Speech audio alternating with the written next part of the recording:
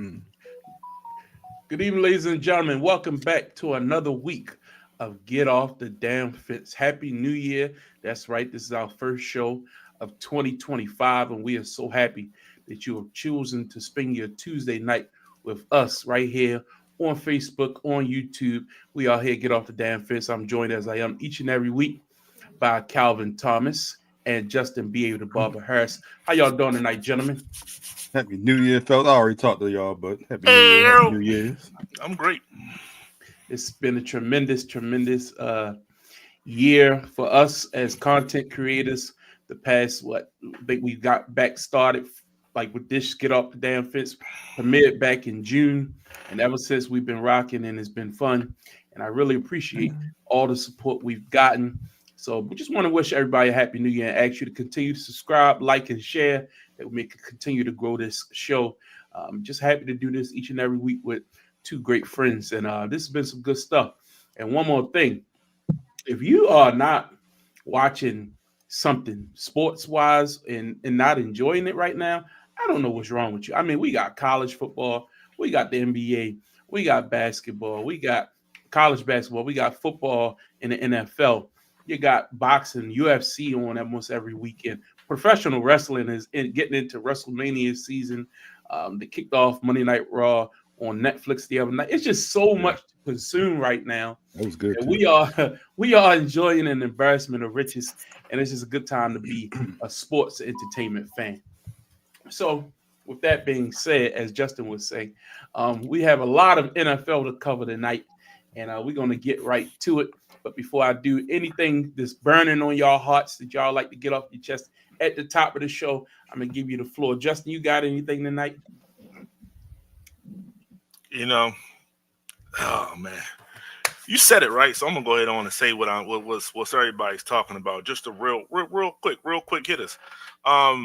This whole skip thing that's going, that's coming out. I want the attention to be focused on Skip. He is the number one culprit, Yes.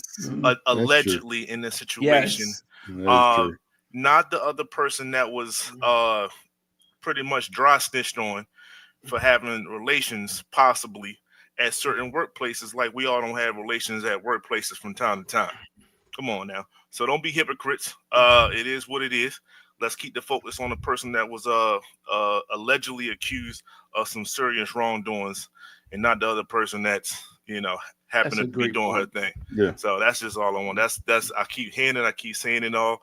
And I'm You're like, right. y'all keep moving the goalposts. Let's keep the focus You're right. on the main culprit here. I agree 1,000% because everybody's quick You're to right. leap on the woman.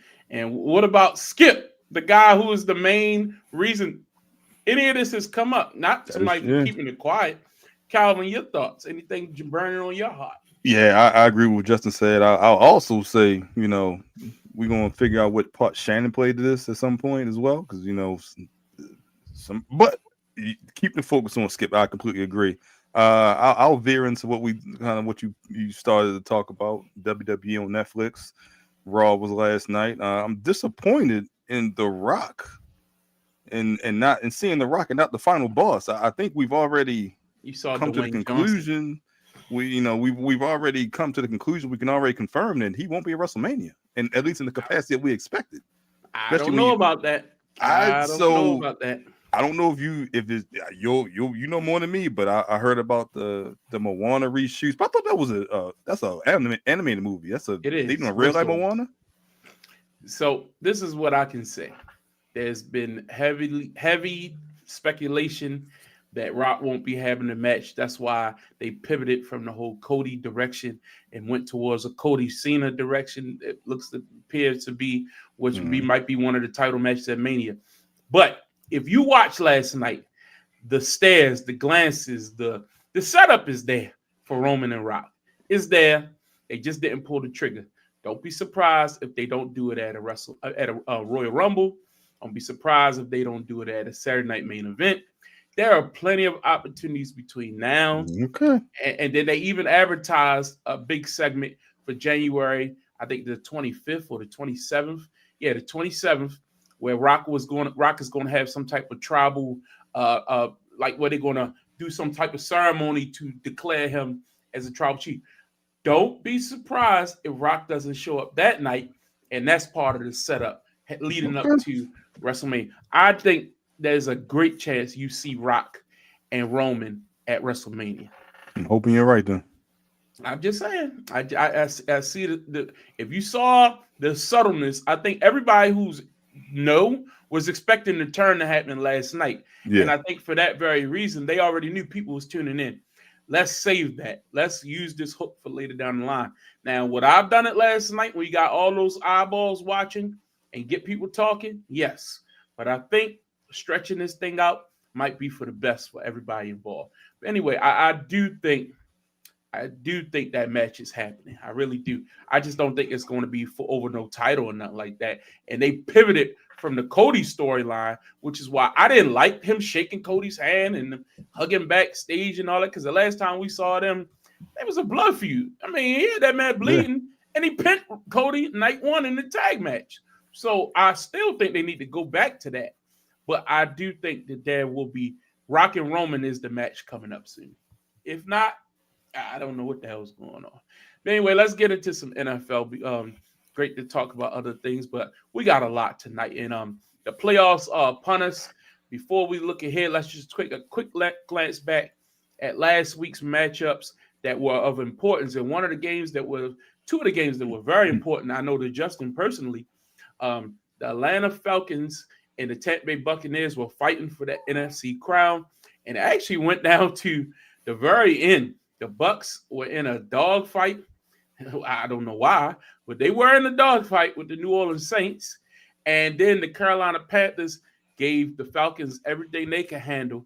But in the end, Baker made a big throw down the right rail in the corner of the end zone. That touchdown was phenomenal. Justin, tell us about the end of that game, what it meant to the Bucs to capture another division crown. This is number 4 in a row, and we are setting the bar pretty high for the other teams in the division. So it's definitely well deserved for the team. But did we expect to win this game? We did. Did we expect for it to be close? People in Tampa Bay, they really did, because New Orleans Saints, whether Sean Payton is there, whether Lattimore is there, it don't matter. They just play us very tough, similar to any divisional rivalry game, right? And that's why the NFL made the division games the last 2 games of the season or close to it, just for this particular reason. So you don't have crazy blowouts and things like that. So even if it's close, like Saints had nothing to play for other than a draft spot, really, and we had everything to play for. But at the end of the day, we handled our business. And the side note in which I think everybody had a feel good moment was for Mike Evans. I mentioned this a few weeks ago when we was talking about receivers. When A.J. Brown had his little spat with the media, that's when I mentioned it. You know, some players, they only want certain things to go along with their season. And for Mike Evans, it was 1,000 yards. We all knew this going into it. And with that injury that the Ravens set upon my man with the hamstring, I blame y'all for that. It definitely put that in jeopardy, I should say. So for Todd Bowles to realize the significance and the magnitude of this situation, he didn't have to do what he did. So I want to give all the support, all the love. As much as I don't like Todd Bowles, I said it multiple times, he should go. He kept that thing rolling. He let Mike Evans get that last catch. We just needed one more catch, and the game was wrapped. Somebody could have got hurt. All those things could have happened, but it didn't. He got that the last catch was put him over 1,000 yards, and he's tying Jerry Rice for 11 straight seasons of 1,000 yards. And hopefully he gets the record next year. Fingers crossed and all those things. He came back to Tampa Bay for this reason. He re-signed with us and all these things. So kudos to him. Kudos to the organization, because with that came a bonus of $3 million for him. And some people, as you heard throughout the news wires, they don't like to give bonuses out to certain people, so they might even send them and things like that. Rush. So it's certain players that don't get certain things. So all the feel good motions. If you're just a football fan, it was just one of those motions where you just like, you just kind of tip your hat to Mike Evans. And as a Tampa Bay fan, and I've seen everything he went through, all the quarterbacks. The man got a list of quarterbacks that he's went through. He reminds me of Andre Johnson, just a guy that comes to work, puts up stats, and just keep trucking along. And shout out to Mike Evans and the Tampa Bay Buccaneers. Agree. Thank you for that time. Good stuff for them. Calvin, any thoughts on any of that? No, I that's the resident Bucks fan, but I agree. I'm happy to see Mike Evans get the record. This is what we'll get into this a little bit later. This is what Tyreek Hill could have been to Kansas City. Just that stalwart, that receiver, that the best receiver for that organization. Someone that puts up 1,000 yards year in and year out. You have your ring. You're gonna go down in that ring of honor. You're probably gonna be a Hall of Famer, and you did it all with one organization, primarily with one organization in the prime of your career, year after year. This is what Tyreek Hill could have been. This is what could have happened if he stayed in Kansas City. But when you look at Mike Evans, you see the resident pro that he is. You see just him putting numbers year after year, regardless of the quarterback, whether it was Winston, whether it was Tom Brady, or even now with Baker Mayfield, just continuously putting up numbers and coming to work each and every day. So I'm happy to see him get that record. Hopefully he could break, like you said, next year, get health. He could break that next year and, keep going. Mike Evans has been in this league so long. It just doesn't seem as though he's had 11 seasons. Is that correct? 11 seasons of 1,000 yards. It does not seem he's been in the league 11 years when you think about it. Yeah. Speaking of receivers, we do have to talk about Tyreek Hill. One big story came out of that game. Tyreek, after the game, was very frustrated, left the game early with frustration, similar to what we saw from other players early this year. He actually, after the game, went on a rant in his post-game press conference talking about it's time for him to go. And then he posted on his Twitter post. He changed his profile picture, would put his head over top of Antonio Brown when he went berserk, ripped off his jersey, ran off the field with no shirt on. And to me, look, I get that was a joke, but the guy's mad. He's frustrated. Last year, they were talking about this guy being the first guy to catch for 2,000 yards in forever. Yeah. What he had, like 1,700 yards receiving. Yeah. He was one of the best. He was offensive player of the year. He was one of the, considered. They were in the playoffs. Everything was going good for him. And now a year later, because your quarterback gets hurt, because your production isn't there, because you don't make the playoffs, now you don't make the Pro Bowl, you don't make your bonuses that you typically would get. Now you got to do what's best for your family. Come on, man. I mean, it's a wide receiver mentality. I get it. That's wide receivers do. But Tyreek has to eat this. He made the decision that he wanted to go after the money, which all rights to him. I had no problem with him choosing to go to Miami. And I thought Miami was a pretty good team. They surrounded him with talent, with Waddle. Again, injuries is the issue. They have not been able to put a consistent, healthy team on the field. And unfortunately, when that happens, even Tyreek has been nicked, if you look at it. So he got to take his fair share of that as well. You can't just keep pointing fingers. So if he wants to go somewhere else, that's well and fine. But you were in the best place you possibly could be when you were in Kansas City. You had to take that into consideration. Calvin, what was your thoughts on this whole Tyreek situation? Look, I think you can tell it was leading to this point just about the last couple weeks of the season. And look, I'll be surprised if he's there next year. I think he's gone. I think he's going to force. He has Drew Rosenhaus as an agent. He has the leverage. I think he can force his way to a new team. And there've already been reports about certain teams that will reach out once the season is over. Teams that are somewhat in the need for a receiving position, teams with young quarterbacks specifically. So I think something's going to happen. I don't know. I think he's frustrated, albeit at Tua's injuries, with no fault of it Tua's own, but he's just frustrated at that, and when the lack of winning, and then Kansas City winning without you, that's just icing on the cake as well. And I think he's just frustrated by all that, and now he realizes he wants to win. The money just helps, but it can only help with so much. So I think he's gone. I don't think he's in Miami next year. Justin? I could care less about Tyreek Hill. When you say he brought this on himself, not only do you leave a top-notch organization, I get that. You want your bread, cool. But you was talking ish as you were leaving. You put Tua on this pedestal And when you came into town saying he was better, big more up your accurate, quarterback. You can't. then You can't. no. There's a way to doing it without You can do it without ishing on Patrick Mahomes too, which is the face of the league. So he did said that. Tua was more accurate. More accurate than like, well, wait a second, bro. Like you're going way too far with that. But it is what it is.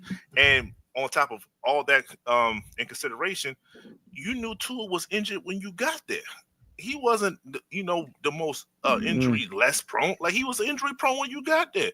So the fact that the organization didn't back him up and having a great, solid backup quarterback, which we mentioned multiple times, you see other teams made sure that they had a decent backup. The fact that they had to go out and get Tyler Hunter off of y'all practice squad, and that was actually a significant backup. You should have had him the whole year. It's those things where now he's probably questioning organization and things. Man, you brought all this on yourself, bro. It is what it is. I'm not worried about it. I just got a problem with. Back. I think that especially what he went through earlier this year when he got pulled over by the police and how his teammates had his back, how the organization had his back. I just don't think you go out like that. Look, if you got issues after the season, take a break. And if y'all want to handle things behind closed doors, fine. But I think the Dolphins haven't done nothing wrong to Tyreek Hill. They paid him handsomely. They restructured his contract, even gave him more money. So it's not like he just signed one deal. He signed two. And remember, they surrounded him with a lot of talent. Unfortunately, injuries happen. And last year, you can't say he haven't had production at Miami. He's had production. So up until this year. So injuries you do all happen. those things, and he still acts the way he acts. He's a cancer at this point. It's you. He's a cancer in Miami. He wasn't like this in Kansas City, but because he wasn't the face in Kansas City. That's true. Now and the team grew in star power without him. As soon as he got that level, because remember, he had to make his way from special teams to get to that point. Yeah. Once he got to that point, like, yo, give me my money. We don't have it for big you. Time. I'm out.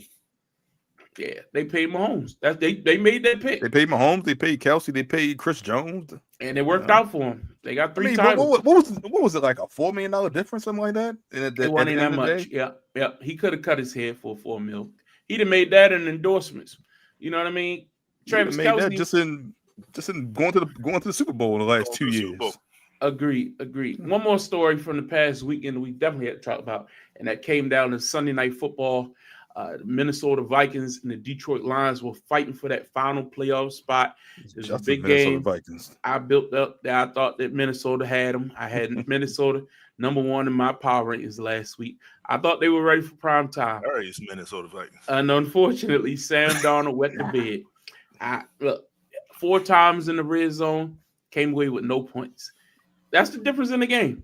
And that, to me, showed Aaron Jones is a good quarterback, but they don't have that power back that you can hand the ball off to power running back that you can hand the ball off to in the red zone. They can get you yards. They have to pass for everything.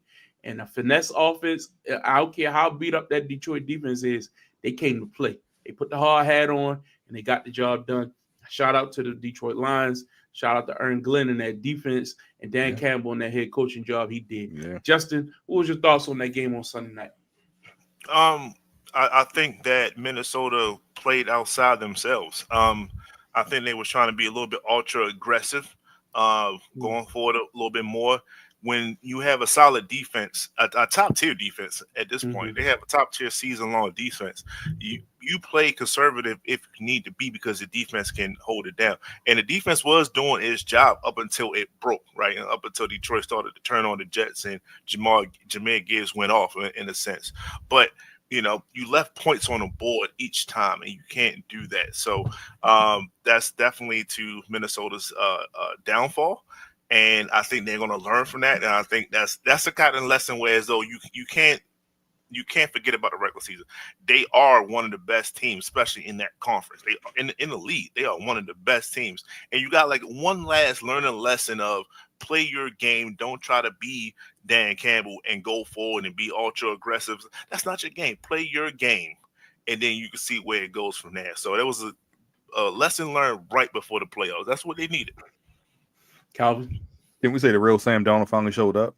This was Absolutely as close not. to this was It's this a was whole as season. close. No, This was as absolutely close not. to a postseason game as you're going to get with the division title, the number 1 seed on the line. You win, you get a bye week, you lose. Now you have to not only are you going to play next week, but you're on the road next week going to a team that won that division. And let's just say the lights are too bright for Sam Darnold. Let's just say it like it is. You're missing wide open passes to Justin Jefferson, who's arguably the best receiver in the league. You went forward on the play calling in the red zone on back-to-back possessions. When you get a gift of a fumble, get the ball back within the 20, and you still don't score, that comes down to quarterback play. Let's just say that comes back to quarterback play. He had a bad game. The Detroit Lions defense has been banged up. We talked about all the people that they're missing that's on IR, and you weren't able to take advantage of that. That's on the quarterback. Let's just say the real Sam Darnold finally showed up. It may have taken all season, but he really showed up, and that's what it was. Ah, boy, you're a hater, such a hater. That is When pretty I'm right, much I'm right. it. When I'm right, I'm right. You're wrong. It was What you one mean? game. He had a When bad I'm right, I'm right. game. We'll see what happens. We'll see what happens on Monday, Sunday, whenever they play. We'll talk about that. And then one final thing is the Cincinnati Bengals were able to beat the Steelers, but they needed a lot of help. But they weren't able to get in. They got almost everything they needed except for the Denver Broncos. The Kansas City Chiefs rested everybody, so the Broncos smoked them. Can't see if they want to play Cincinnati. The Bengals are sitting at home, and I don't feel one bad bit for them at all. At all. Like, handle your business at the beginning of the season, handle your business in the middle, and then you'll have to wait till the last end of the season to try to win your way in. I am so sick and tired of people overhyping the Cincinnati Bengals. Is the offense explosive? Yes. Were they explosive all year? No. And guess what? Once you work yourself into a hole like that, you can't dig your way out. We in Baltimore experienced dips in the season. We've experienced lulls. Our defense was terrible the first half of the year. Weren't we coming on here week after week talking about how remember the Bengals put up all them yards against us? Jamar Chase had a field day against that Ravens defense. And what did they do? They went out and made changes. They made adjustments. And now we have one of the best defenses playing right now in all of football. That's what good teams do. Good teams adapt and adjust. Now, one might say the Bengals on a 5-game winning streak, they closed the year out. They made their adjustments. But guess what? They did them too late. And they didn't do it against the teams they needed to when they needed to. And their ass is at home. And that's exactly what you deserve. You get what you deserve when you play like that at the beginning of the year after year. It's not a first time. It's a pattern. Calvin, your thoughts? Look, completely agree. You can't lose to the Patriots in week 1 and score 10 points. You can't lose to the Chargers, a team that made the playoffs ahead of you because they beat you about a month ago. You have to win those ball games. I do not feel sorry for Cincinnati. I said they would be a hot team going to the playoffs, but they made it.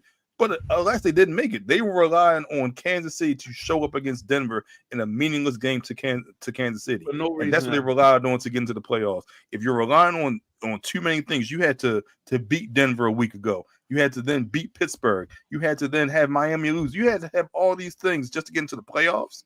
If that has to be the case, you don't deserve it. You had an opportunity in September to beat the Pats, to beat the Chargers, to beat even the Ravens twice. You win one of those ball games, you don't need anyone else's help. I do not feel sorry for them. You got to take care of business early. You can't start off with 1-4, losing to the Pats, losing to the Commanders early in the season, back before Jaden Daniels just ascended in his rookie campaign. They helped him ascend. You can't really fall for them. Their defense was horrendous the entire year. The offense caught up to it, but it just wasn't enough to take over that defense. And now they're home. Bye. Simple as that. Justin, What's that coach name? Zach Taylor. Zach Taylor. That is correct. Why is he still the head coach of the system? I have no clue. You know why? Because if Joe Burrow wasn't that quarterback, you know why he's the head coach. Joe Burrow because saved they're too his cheap job. to fire him. You They're think too that's cheap what it to is? fire him. They're gonna wait for his contract to run out. You can't tell me in a league Why where they held on to Marvin, you have Mike Vrabel. Right, That's why they held on. You got Mike Vrabel who's out there. You can't tell me that's not the reason. We're gonna pause on Mike Vrabel. But with that being said, the reason why y'all said it yourselves, they start out every single year slow and then they pick it up.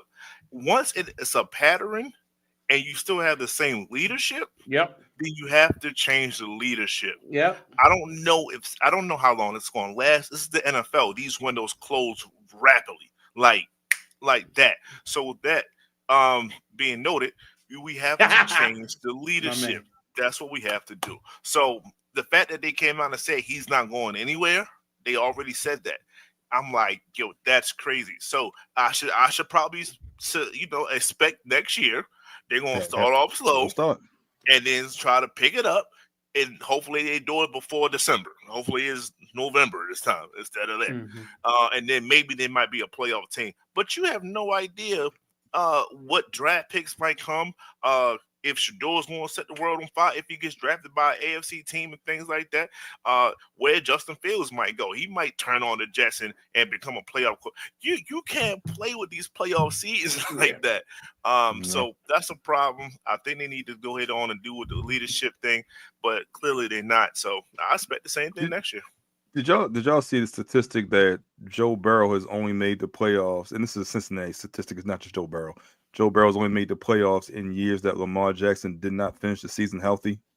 And that was the 2 years in which he did not finish the season healthy. The 2 years that they won the division. They beat Huntley that year. The 2 years they made the playoffs. If Lamar Jackson finishes the season, Joe Burrow's not going to make the playoffs. Yeah, but they need to handle their own business. Yeah, they need to handle their own business. I'm tired of excuses. Yeah, he put up a lot of points. Look, if you want to give him Offensive Player of the Year, we'll talk about that later. I wouldn't even be mad at that. Do your thing. But my point of the matter is this. If you are that explosive on offense, at some point, maybe you need to slow it down a little bit and help your defense out. Like maybe the coaching needs to adapt to the situation. If y'all scared that your defense can't do nothing, I'm sorry, man. You got the leading sacker, you got the leading receiver, you got the triple crown at receiver, by the way. Yeah. Jamar Chase led the league in touchdowns, yards, and receptions. Ridiculous. Yeah. That is very difficult to do. You had the leading sacker, leading That's what I'm saying. With the sack. Yeah. Sacker, passer, touchdown guy. Yeah. Like, you're supposed to make the playoffs, man. That's pathetic. Anyway, let's keep it moving. Let's talk about some teams that actually made the playoffs, as in this playoff picture is set in both the AFC and the NFC, and the seeding. Seeding turned out pretty interesting due to some of the matchups at the end of the year. The Steelers losing to the Bengals earned themselves a trip to Baltimore next week.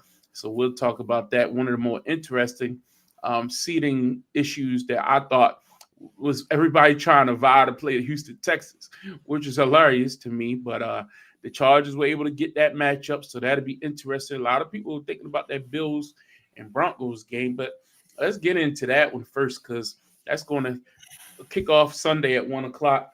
The Denver Broncos will travel to Buffalo to take on the Bills.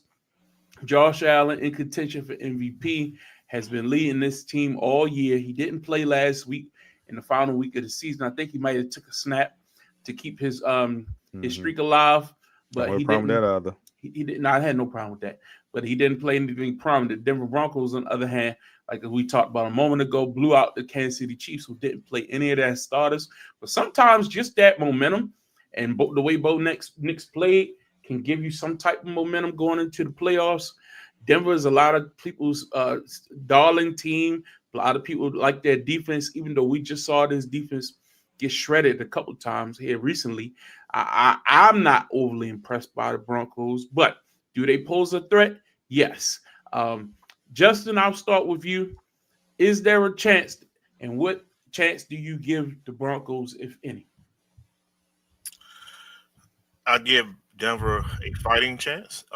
They do have a top tier defense when they're actually playing cohesively, but this is the type of game that the MVP potentially stands out, especially in the first round. It's a lot of blowouts in that first round. This will probably be one of them. I think Buffalo it's waiting. I think they're fine. Like you said, they played last week.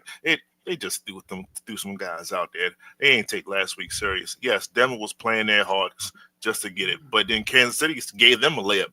They said, "Hey, we'd rather play with y'all than having to see Cincinnati in the playoffs. Exactly. Why would I want to see them?" So here you go. And Denver didn't do well the last couple of weeks. Besides last week, when they was going against people that was fighting for their playoff lives, just like they were. They lost against Cincinnati to speak of. So I'm not. I don't have too much on Denver this upcoming week. I have Josh Allen proving why he's potentially the league MVP this year. I think he's going to have a phenomenal game despite Denver's defense. Calvin. Yeah, I think this game is going to be a little bit more high scoring than you may think, but I think Buffalo's going to win this ball game. It'll be interesting to see how they use Pat Surtain, who I have as defensive player of the year, but without Buffalo really having a prominent wide receiver, Amari Cooper's already been ruled out. I guess he has some personal issues going on, so it'll be interesting to see how they kind of use them. Will they blitz more? But I don't think Buffalo has an issue with Denver. I do think Denver will put up some points because of Buffalo's defense. But besides that, I got Buffalo win this ball game. I don't think it'll be too much of pressure on Buffalo's side once it comes down towards the end. I got Buffalo winning easily though. I agree. I'm going with Buffalo as well. It's just one of those matchups that I just don't think. I think Buffalo's defense is a lot better than people think. They've been playing pretty consistent all year, and they're at home. Once that crowd is humming, that running game for the Buffalo Bills and the play action pass game, Josh Allen is not afraid to run, which is the extra weapon that they haven't been utilizing in the past few years because they've been so worried about making sure they give Stephon Diggs and Gabe Davis the ball and their shared carries.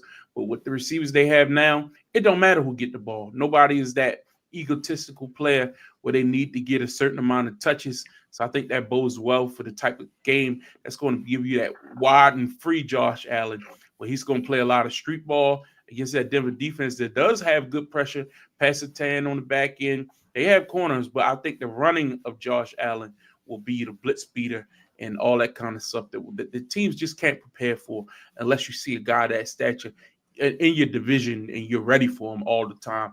And I don't think Denver plays anybody like that week in and week out. So I got Buffalo as well.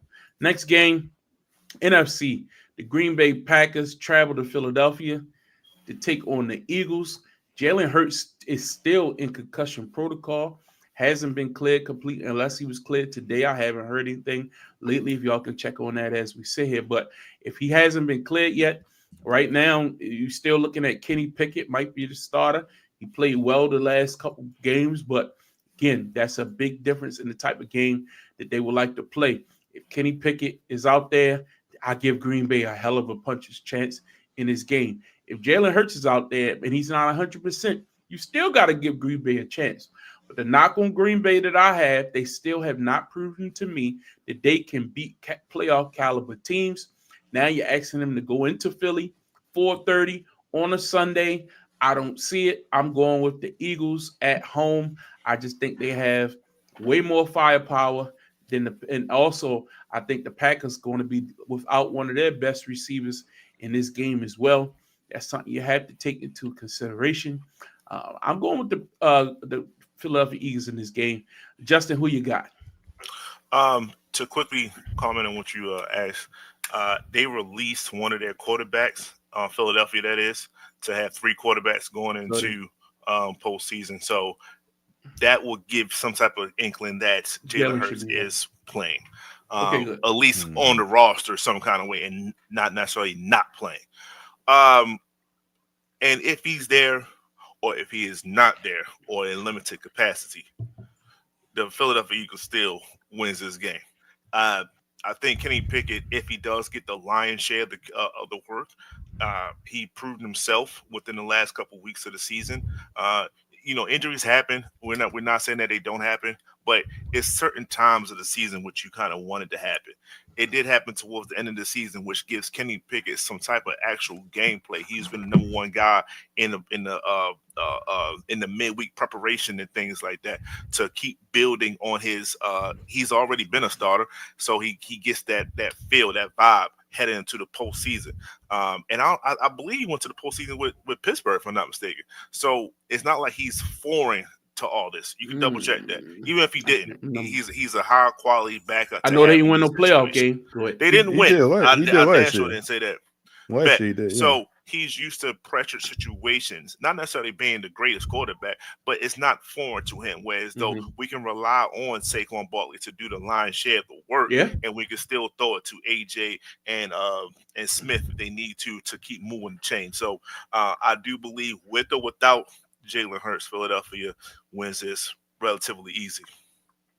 Calvin, are you going with your Packers? No, I got Philly. I remember this ball game from early in the season. I believe this was the first game. Actually. Yeah. They were in they went Brazil, Sao Paulo. Yeah, yeah. And I just remember how they settled for field goals late. Like the offense was moving up and down the field. They were 7 field goals late. It was a turnover fest kind of early on, but just late, it was just Philadelphia scoring touchdowns and Green Bay kicking field goals. And like you said, they will be without Christian Watson. They say he tore his ACL, so that puts him in this jeopardy going into the next season. But yeah, I got Philadelphia. I think it's going to be too much. It's going to be too much Saquon. Actually, he got that week off. He got a week rest. I think he's going to be able to. He's going to be a little bit more rejuvenated, get those legs fresh, and you're going to have Jalen Hurts back after 2 weeks.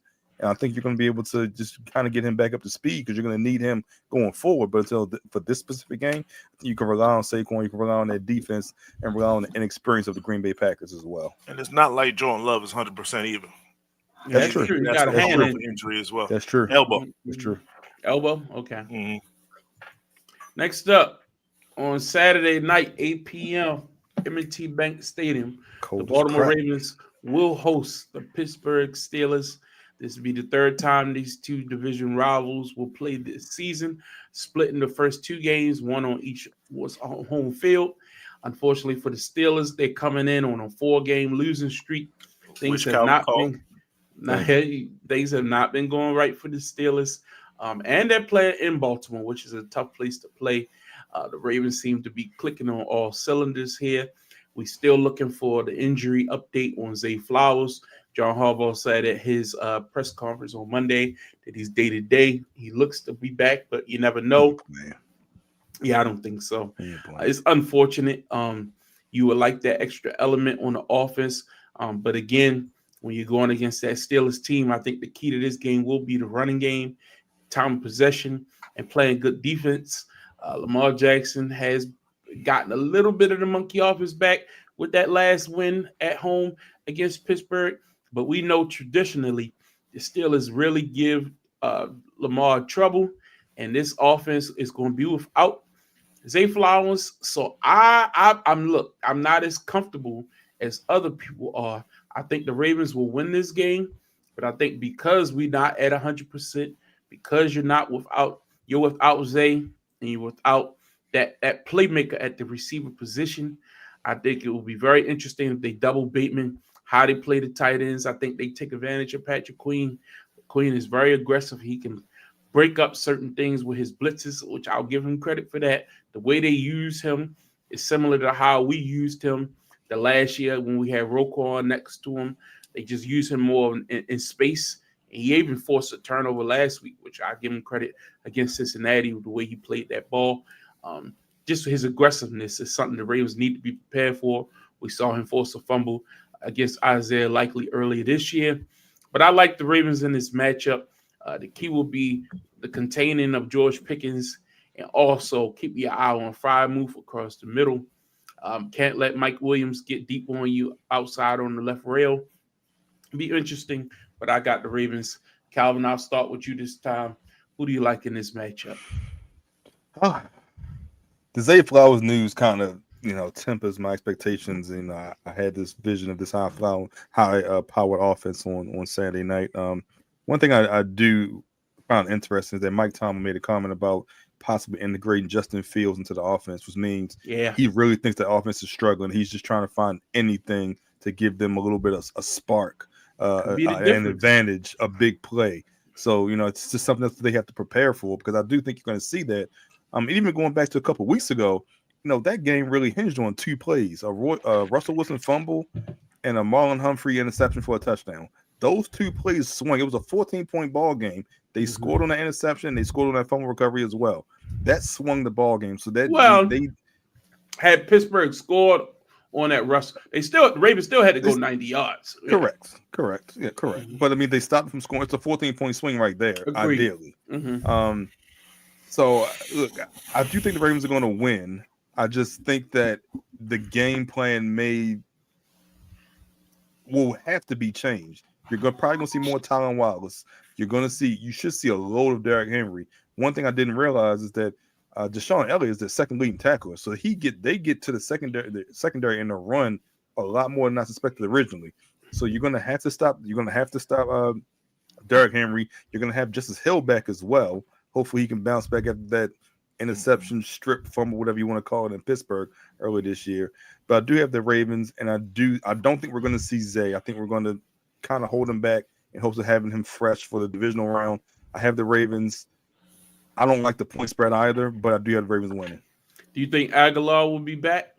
Yes. Okay. Yeah. Justin, your thoughts on I this thought the match? only one that didn't practice today was Zay. I've been out of the loop today. Yeah. I think so. Yeah, this should be. Ravens is going to win this game. Let's say that. Let's get that out of the way. There's a couple things that was alarming to me headed into this game on the Pittsburgh side. I remember the play in which Russell broke loose against y'all, and he kind of one of y'all players forced a fumble. So I said, okay, Russell, he's going to get that out of the system. He's going to slide next time and get out of bounds. Up until last week, in which he did the exact same thing again, and they needed to stop the clock in that situation. So this is alarming. There's a couple of things that's alarming to me from Pittsburgh side. It's Russell. Are you trying to do too much now? Are you not comfortable like you used to be when you first took over the helm? How long do they have George Pickens focus? Right. If this thing is if this thing is a low scoring type of contest, which means he's not getting the plays, is he going to check out by third quarter? That type of situation. These are the things that I have to worry about. Like they didn't look good last week. They didn't look good at all. They put Pickens 3 drops and he only had 4 targets. That's not what you want to do heading into this game of this magnitude. They knew what they had to do to avoid Baltimore. They should have did everything they could to avoid Baltimore. They tried. Those teams, they had to win. So I have issues with that. I have issues with the fact that I don't think their defense is 100% ready for Baltimore this time around.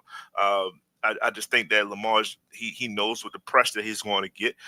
Yes, it sucks to have Zay Flowers not playing, but other players can step up for Zay in this particular game. I'm not too worried for that. I believe you're going to get a heavy dose, Paul, of likely. I think he's going to be one of the ones where, they're going to like this big game. It comes like every 4 games, it seems like, and this is the time. He's due up now. So I just think that the Baltimore they just have too much rolling for them, and Pittsburgh is literally spiraling right out the playoffs. Unfortunately, this seems to be an ongoing thing with Pittsburgh year in, year out. They do just enough to make the playoffs, and even when they look good this year collectively. They're just going to be a one and done. So same thing. I just think this offense is so dynamic when you got Zay and Bateman, because it gives you the opportunity to get one-on-ones for Andrews and Likely. But now you can double Andrews, because if you watch Hard Knocks, they scared of Andrews. They are petrified of Andrews.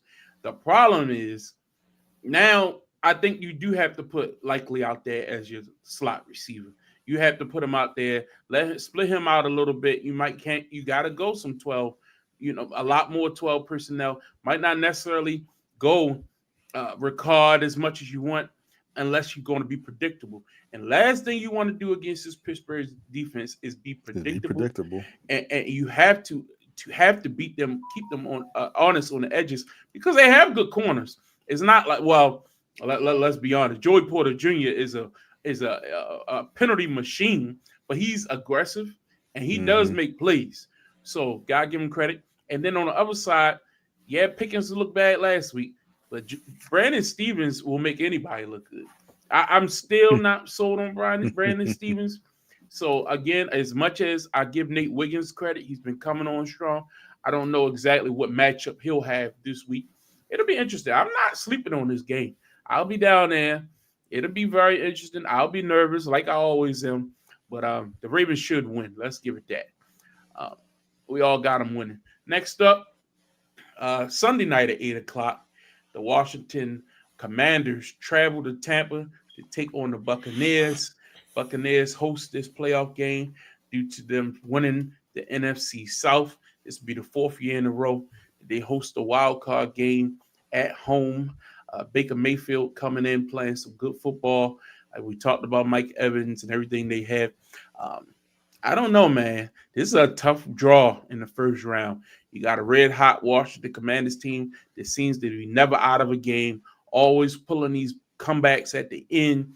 Jaden Daniels is playing very good football. Terry McLaurin looking like one of the best receivers in the league. I'm still not 100% sold on that run game. It's been slowing down here lately. I think if Tampa has the opportunity to win this game, it'll be to make them one-dimensional. But you cannot let Jaden Daniels get out of the pocket. You've shown ability to run the football himself, create plays on the edges. That will be the key to the matchup to me. Will they be able to contain Daniels in the pocket and take away his ability to be mobile and get down the field? I'll be honest with you. The Bucs have been playing some good football. I'm going with the Buccaneers in this matchup. At home, I just think they have a little bit more experience. I think Baker has really put together a really good second half to the season, and they were able to come and capture that NFC South. I didn't like how they struggled against the Saints last week, but again, division opponent. No Lattimore, that's fine. Lattimore is now playing for the Commanders, so that'll be interesting. Mike Evans versus Marshawn Lattimore, that'll be interesting. Yeah. But I just think the way the Bucs have been playing gives me a little bit more confidence because they're at home. If this was in Washington, I might take the Commanders. But I just saw the Commanders struggle a couple weeks in a row and had to pull out some histrionics. That Falcons game didn't make me look like they the world beaters or anything like that. Again, I'm going with the Bucs. Calvin, what you got? When I look back at Washington, I didn't realize that they won their last 5 ball games going to the playoffs. Then I looked at Tampa Bay, realized they won 6 out of their last 7. Their loss being to Dallas a couple weeks ago, heading to the playoffs as well. And I go back and look at their week 1 matchup in DC, I believe. And you saw, early on Jaden Daniels not aggressive at all, taking the dump downs, really relying on his feet early on and not his arm to kind of win ball games. I think he'll be more aggressive on Sunday night. I think he'll be able to push the ball down the field. I think he's got a better command of his offense, and I really feel as though he's playing his best football right now, as he is peaking right now. As he had a little low earlier in the season, and we started talking about Bo Nix more for Rookie of the Year. I just don't know if it comes down to it. I don't know if he can lead that drive to win a ball game if it's down late. I've seen Baker do it, and I think Baker has the better weapons on offense to put up more numbers as he did early in the season. Not really sure if this Commanders offense around Jaden Daniels as of yet, if they can step up and be the offense that he needs in the playoffs. So I'm going with Tampa Bay to win this matchup. I just think it's going to be a shootout, and I just don't know if Jaden Daniels has enough to outscore Baker Mayfield. I've actually liked him in these shootouts he's played in recently. My issue is their running game is just hasn't been a complimentary football. But go ahead, Justin.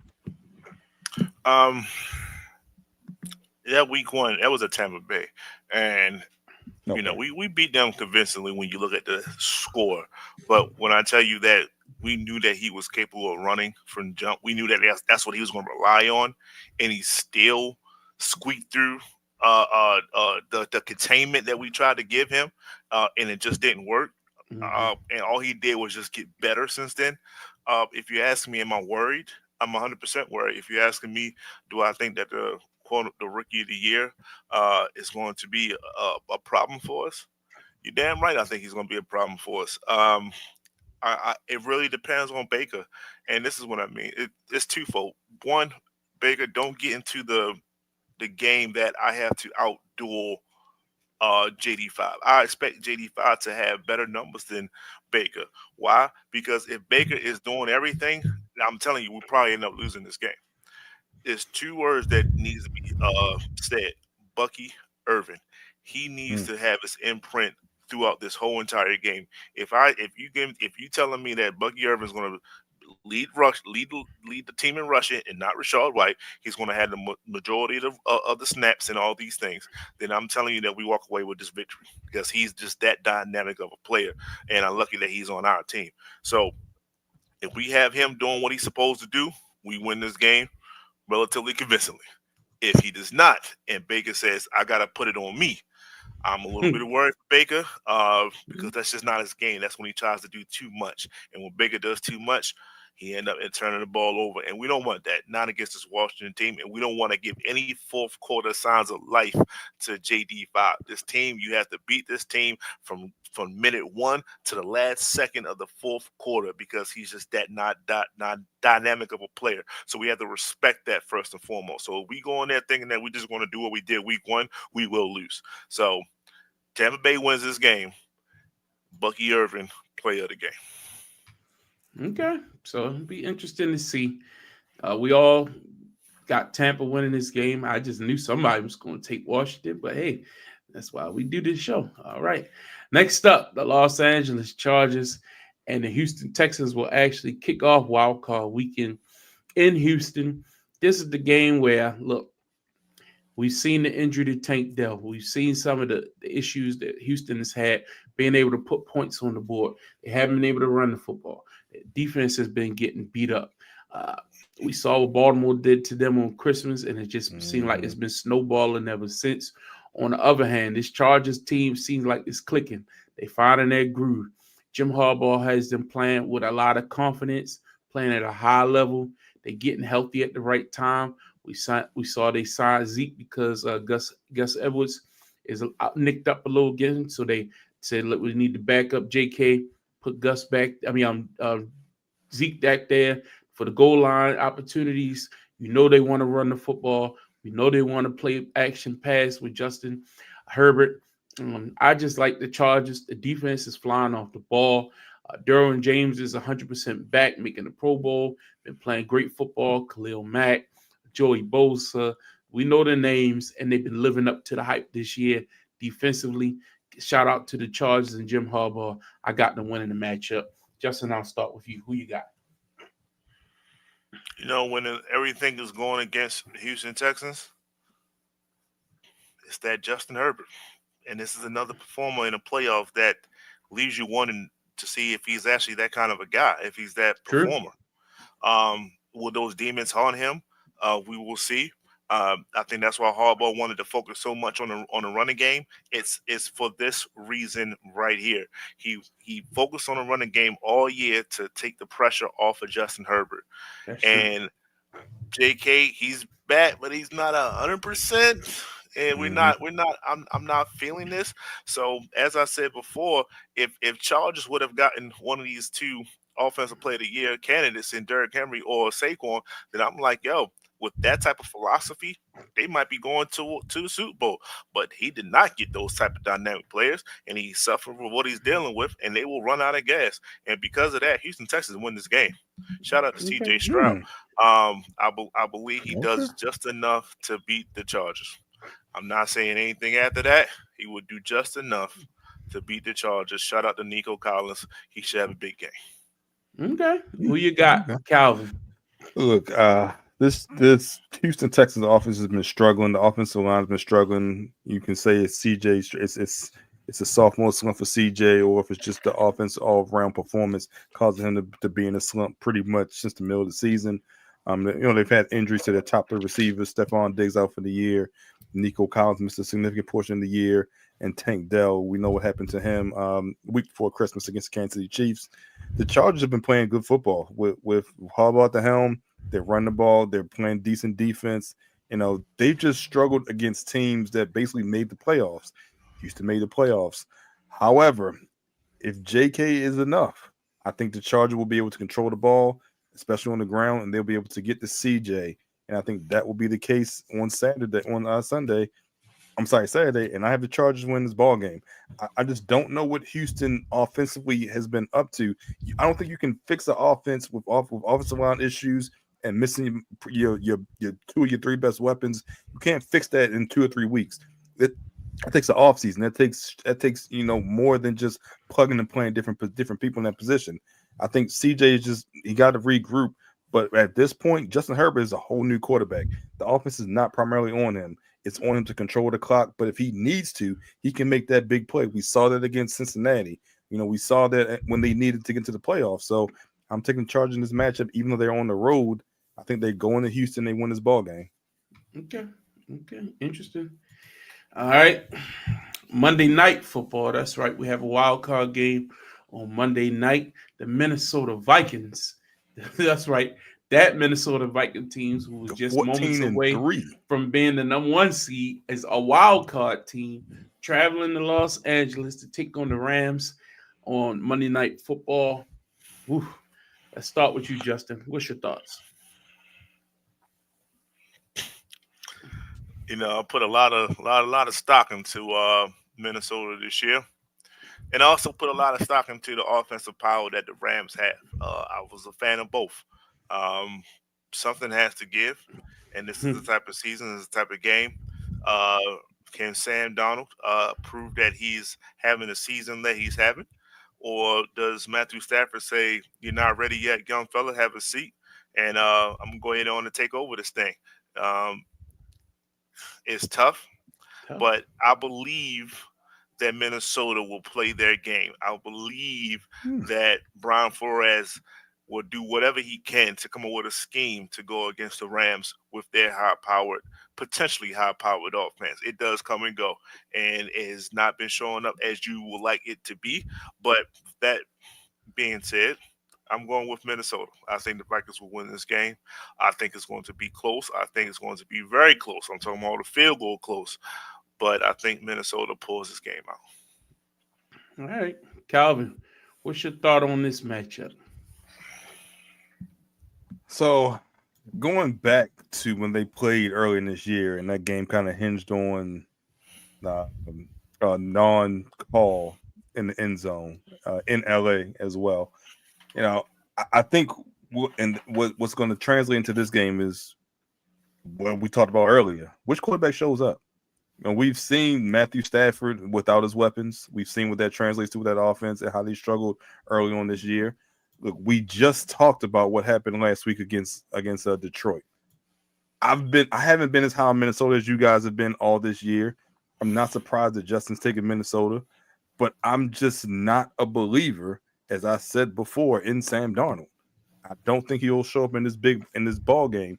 I think we got a preview of it last week. I think it carries over into this week.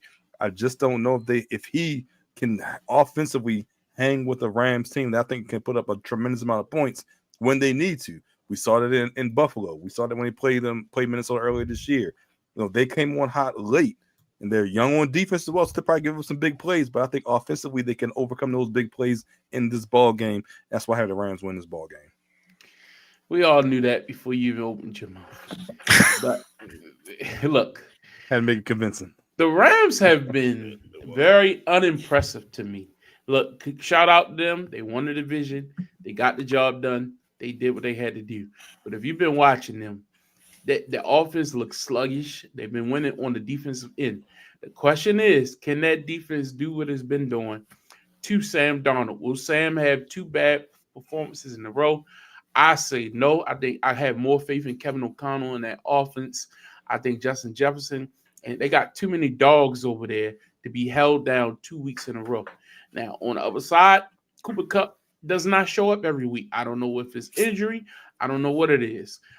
Puka Nacua, yeah, he's going to show up. I have no doubt in that.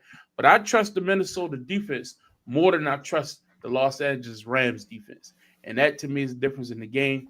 I'm going with the Vikings. I think they win this matchup. And that's just it. So for our matchups, Calvin, you have Baltimore, Buffalo, and the Chargers in the AFC. Justin, the only difference there, you have the Texans winning. And then in the NFC, Calvin, you have the Eagles, Buccaneers and the Rams. And the only difference we don't have the Rams in NFC. Myself, Justin, we both have the Eagles, Bucks, and the Minnesota Vikings. So going to be interesting. Not much of a difference. I think a lot of us thinking that these games are pretty close. You know, when you're in this wild card round, the two teams at the top, the highest seed should come out on top more often than not. But that's why they play the games. And a little interesting exercise I would like to do is before the season started, we gave our prediction on who was going to go to the Super Bowl. We did this. I know, we had some outlandish things, Justin said the Jets was going to the Super Bowl. We're not revisiting that. Brees Hall, 2,000 yards. You just did. I'm not pulling that slide up. I'm not embarrassing anybody today. I'm just gonna, flash it on the screen real quick. So what happened was there was some decisions that were made by different people on this panel. We all thought Miami. No, me and Justin thought Miami was going to the playoffs. We were incorrect. Calvin thought that Houston Texans would be the number 1 overall seed. He was incorrect. They were closer than Miami. They were closer than Miami. We all had the 49ers making the playoffs. They didn't make the playoffs.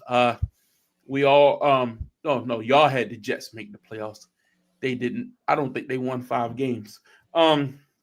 So look, we all make mistakes. I had Cleveland in the playoffs. So look, we can pick apart what people mistakes and all that good stuff. But what we're gonna do today is let's consider who's in the playoffs now, the games we just picked. Let's plan it out. Who's going to the Super Bowl? You ain't got to go game by game, but just tell me right now, if you had to pick of the teams that's in the playoffs, who's going to represent the AFC in the Super Bowl, who's going to represent the NFC, who's winning it all. Calvin, I'll start with you. Who you got? I think when we did this at the mid-year point, or early in the football season, I'm gonna stick with what I had back then, and I believe I had Detroit and Baltimore. I think that's what I had. So that's what I'm gonna go with now. I'm gonna go with Detroit and Baltimore. I think because Detroit has home field, if this game was in Philly, I would probably take Philly. But I'm going to take Detroit because they will have home field in a potential matchup. I don't think that they have to play Minnesota again, which will benefit them. I think they have to play Philadelphia. They have to play Philadelphia a couple weeks down the road. Ravens wise, I think they beat Pittsburgh. I think they go into Buffalo and they beat Buffalo, and I think that's gonna be kind of Lamar's. You should have said I was MVP type thing. He's gonna have that motivation, and I think they get the monkey off the back against Kansas City. There's a weird stat where the Ravens win the Super Bowl every 12 years with a quarterback that's 28 years old. Lamar turned 28 today, so I think the stars align. I got Detroit and Baltimore. This is a massive turn from where I started this year because I didn't want to put that pressure on them, put the pressure on myself because I remember what happened on January 26th of last year. I remember that feeling on that Sunday afternoon leaving the stadium. So, okay, that's what I got. Justin, what you got? Who's your AFC, NFC, and who's your Super Bowl winner? The AFC is going to be a repeat of the Kansas City Chiefs. I just think they have an easy way to get there.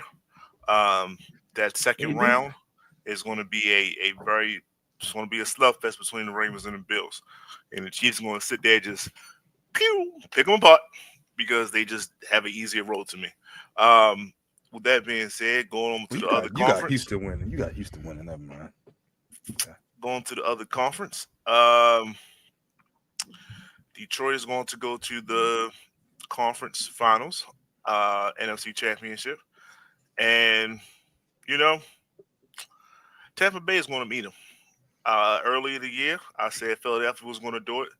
And I got some news that I think is going to work well for us, for Tampa Bay, that is.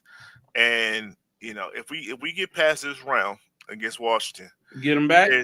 There's a high possibility that Chris Godwin come back. And if Chris Godwin comes back with that type of momentum, with that type of just Tampa Bay's their own little momentum that they have, I think they ride that out to the Super Bowl, man. I think it's going to be a repeat of Tampa Bay versus Kansas City, and the same outcome will be applied that it was before. Well, if that ain't a homer pick right there. Homeboy, That's homeboy. elite. I've That's never We got seen elite. it.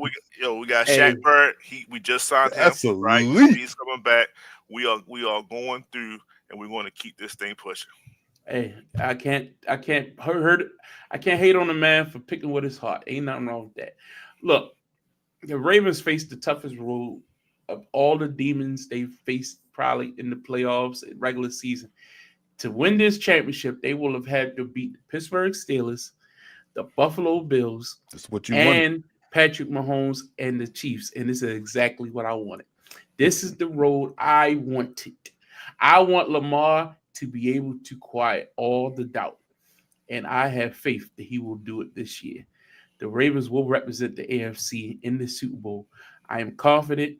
I picked the Eagles. I'm sticking with the Eagles. They go all the way to the Super Bowl.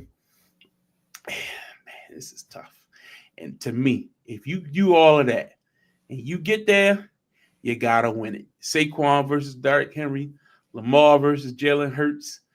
I'll take the Ravens. I'm going for it, baby. I think the Ravens bring home the gold. That's my dream Super Bowl. The Ravens and the Philadelphia Eagles. And once we get to New Orleans, we win in New Orleans, baby. We win in New Orleans. We get there, we win. I can't wait. That's what I got.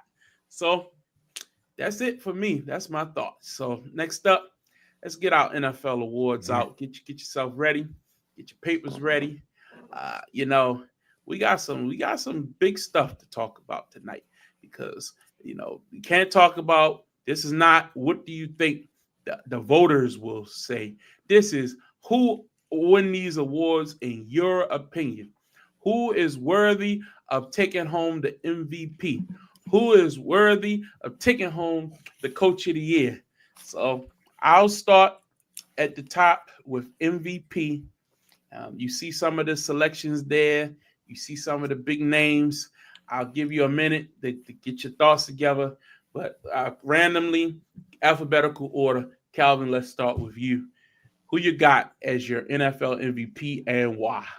We talked about this last week. My vote would be for Wait, Lamar, but should that go last? Or you want to start it out with it? That's fine. We can wait it. Fine. We can build the anticipation. Let's start at the bottom. Who's your comeback player of the year? So I think with this award, I wanted to. I don't understand what everyone's definition of comeback player of the year award is, because I've heard Sam Darnold's name being mentioned, but I'm like, what the hell did he come back from? Just not being on the bench, not playing. What did he come back from? That will be it. And then I looked at it and saw, his competition. And I'm like, Sam Darnold, who technically could have been in the MVP conversation, had the best season of his career and had to deal with the ineptitude of the New York Jets, deserves Comeback Player of the Year award. For everything that he's done in Minnesota, for leading that team to a 14-3 record, the best record for a non-division win that we've ever seen. How he's created that, helped that run game, helped Justin Jefferson, and did something that we didn't think that was going to happen, which is get the Minnesota Vikings to the playoffs this year, even with JJ McCarthy or with Sam Darnold, whoever was the quarterback for that team. They did things that I didn't expect. And so I will give him Comeback Player of the Year award because I think what he did with that offense, what he did just being Sam Darnold, warrants him to have some type of award for his season. All right, you got Sam as your comeback player of the year. Justin, who's your comeback player of the year? There's no need to go through this too much. It's Sam Darnold for me. The injury one goes to maybe Joe Burrow, but we expected Joe Burrow to bounce back. So I don't like people try to throw the injury thing if it's not like a significant year-long type of injury. Those players get that recognition, not being out for maybe half the season, less than that. So with Sam Darnold, for the same reasons why Baker was highly nominated for it last year. When you're down and out, the same reasons why Gino won it a couple years ago. when you are down and out and you come That's back out what of it nowhere is. to lead your team to top 2 in the division, top 3 in your conference, you get it, no question. I agree. I think Sam was phenomenal. Nobody saw this coming. He was signed as surely a backup, and when JJ McCarthy went down, he was put in a position where he had to start and to get your team to be a top. The final game of the season, they were fighting for no one seed. I mean, nobody expected that. Shout out to Sam. Let's go to Coach of the Year. Who do you have as your Coach of the Year, Justin? I'll start with you. The team in which stayed probably number 1 in my consensus throughout the whole entire year. I like it. It is Andy Reid. For him to maintain a winning culture and through the injuries, through the fact that he might have help, this, that. All he did was maintain his winning ways throughout the course of the entire year. You only lost twice, and the only reason why you lost the second one because you gave up and you just let all the bench players go out there. So you got pretty much one regular season loss, in my opinion. Like I said, it goes without saying, Andy Reid. I'll go second. I actually agree with you. I didn't think you were going to go that route because the reason why I've been low on the Chiefs all year is because I think they aren't as good. They've been playing with fire, and I think coaching has to get credit for getting them over the hump. I think Andy has been sensational, but my coach of the year is Dan Campbell. I don't give a damn. Dan Campbell has been phenomenal. I know people are tired of him. Oh, he should have won for last year. They've already turned around. The Detroit Lions have the most players on IR of any team I can recall ever. Like defensively, they've fallen apart. But not just defensively. Then you lose David Montgomery. I mean, you lost Aiden Hutchinson how long ago? And then for that team, the way they lost a couple weeks ago, and then he gave that speech and said, I don't give a damn how many points they score on us. If we win by 1 point, they can score 50, and I score 51, I'll be just as happy. And then for them to come out there on Sunday Night Football with the division on the line and put on a performance like they put on last week, that locked it up for me. I just love Dan Campbell and everything he stands for. That's my coach of the year. Calvin, who you got? So I'm going to go with the guy that beat both of y'all teams. I'm going to go with Sean McDermott out of Buffalo. I think the expectations that were on Buffalo, whether it being you just expected more from the Jets or more from the Dolphins, they exceeded expectations the most, in my opinion. You don't even have him up there because I didn't even pick a head for him. It's such a surprise. But that's who I have as coach of the year. I think he's made the most out of what was left over from that team, not only from defensive wise, but even elevating Josh Allen to get him to have put Josh Allen right there for them. Cut down the turnovers. So I'm going with Sean McDermott. That's who I got. I'm quite sure all three of us not picking Josh. That's a good feeling for them. Hey guys, I try to think. It's all good. It's all good. Defensive player of the year, man. Defensive player of the year. Shout out to him. All right. Yeah. All right. Defensive player of the year. I'll start since you all went first on the other categories. Look, this award is tricky because to me, it's not necessarily a team's award. It's an individual award. And to me, still the scariest player defensively in the NFL is still something I'm going to be looking at this weekend is TJ Watt. I just think this guy has the ability to wreck a game, to flip a game on his head, on a dime. And he just has that ability. And he's flipped games this year single-handedly where they led directly to points. And he's just that guy. That's my defensive player of the year. Who you got, Justin?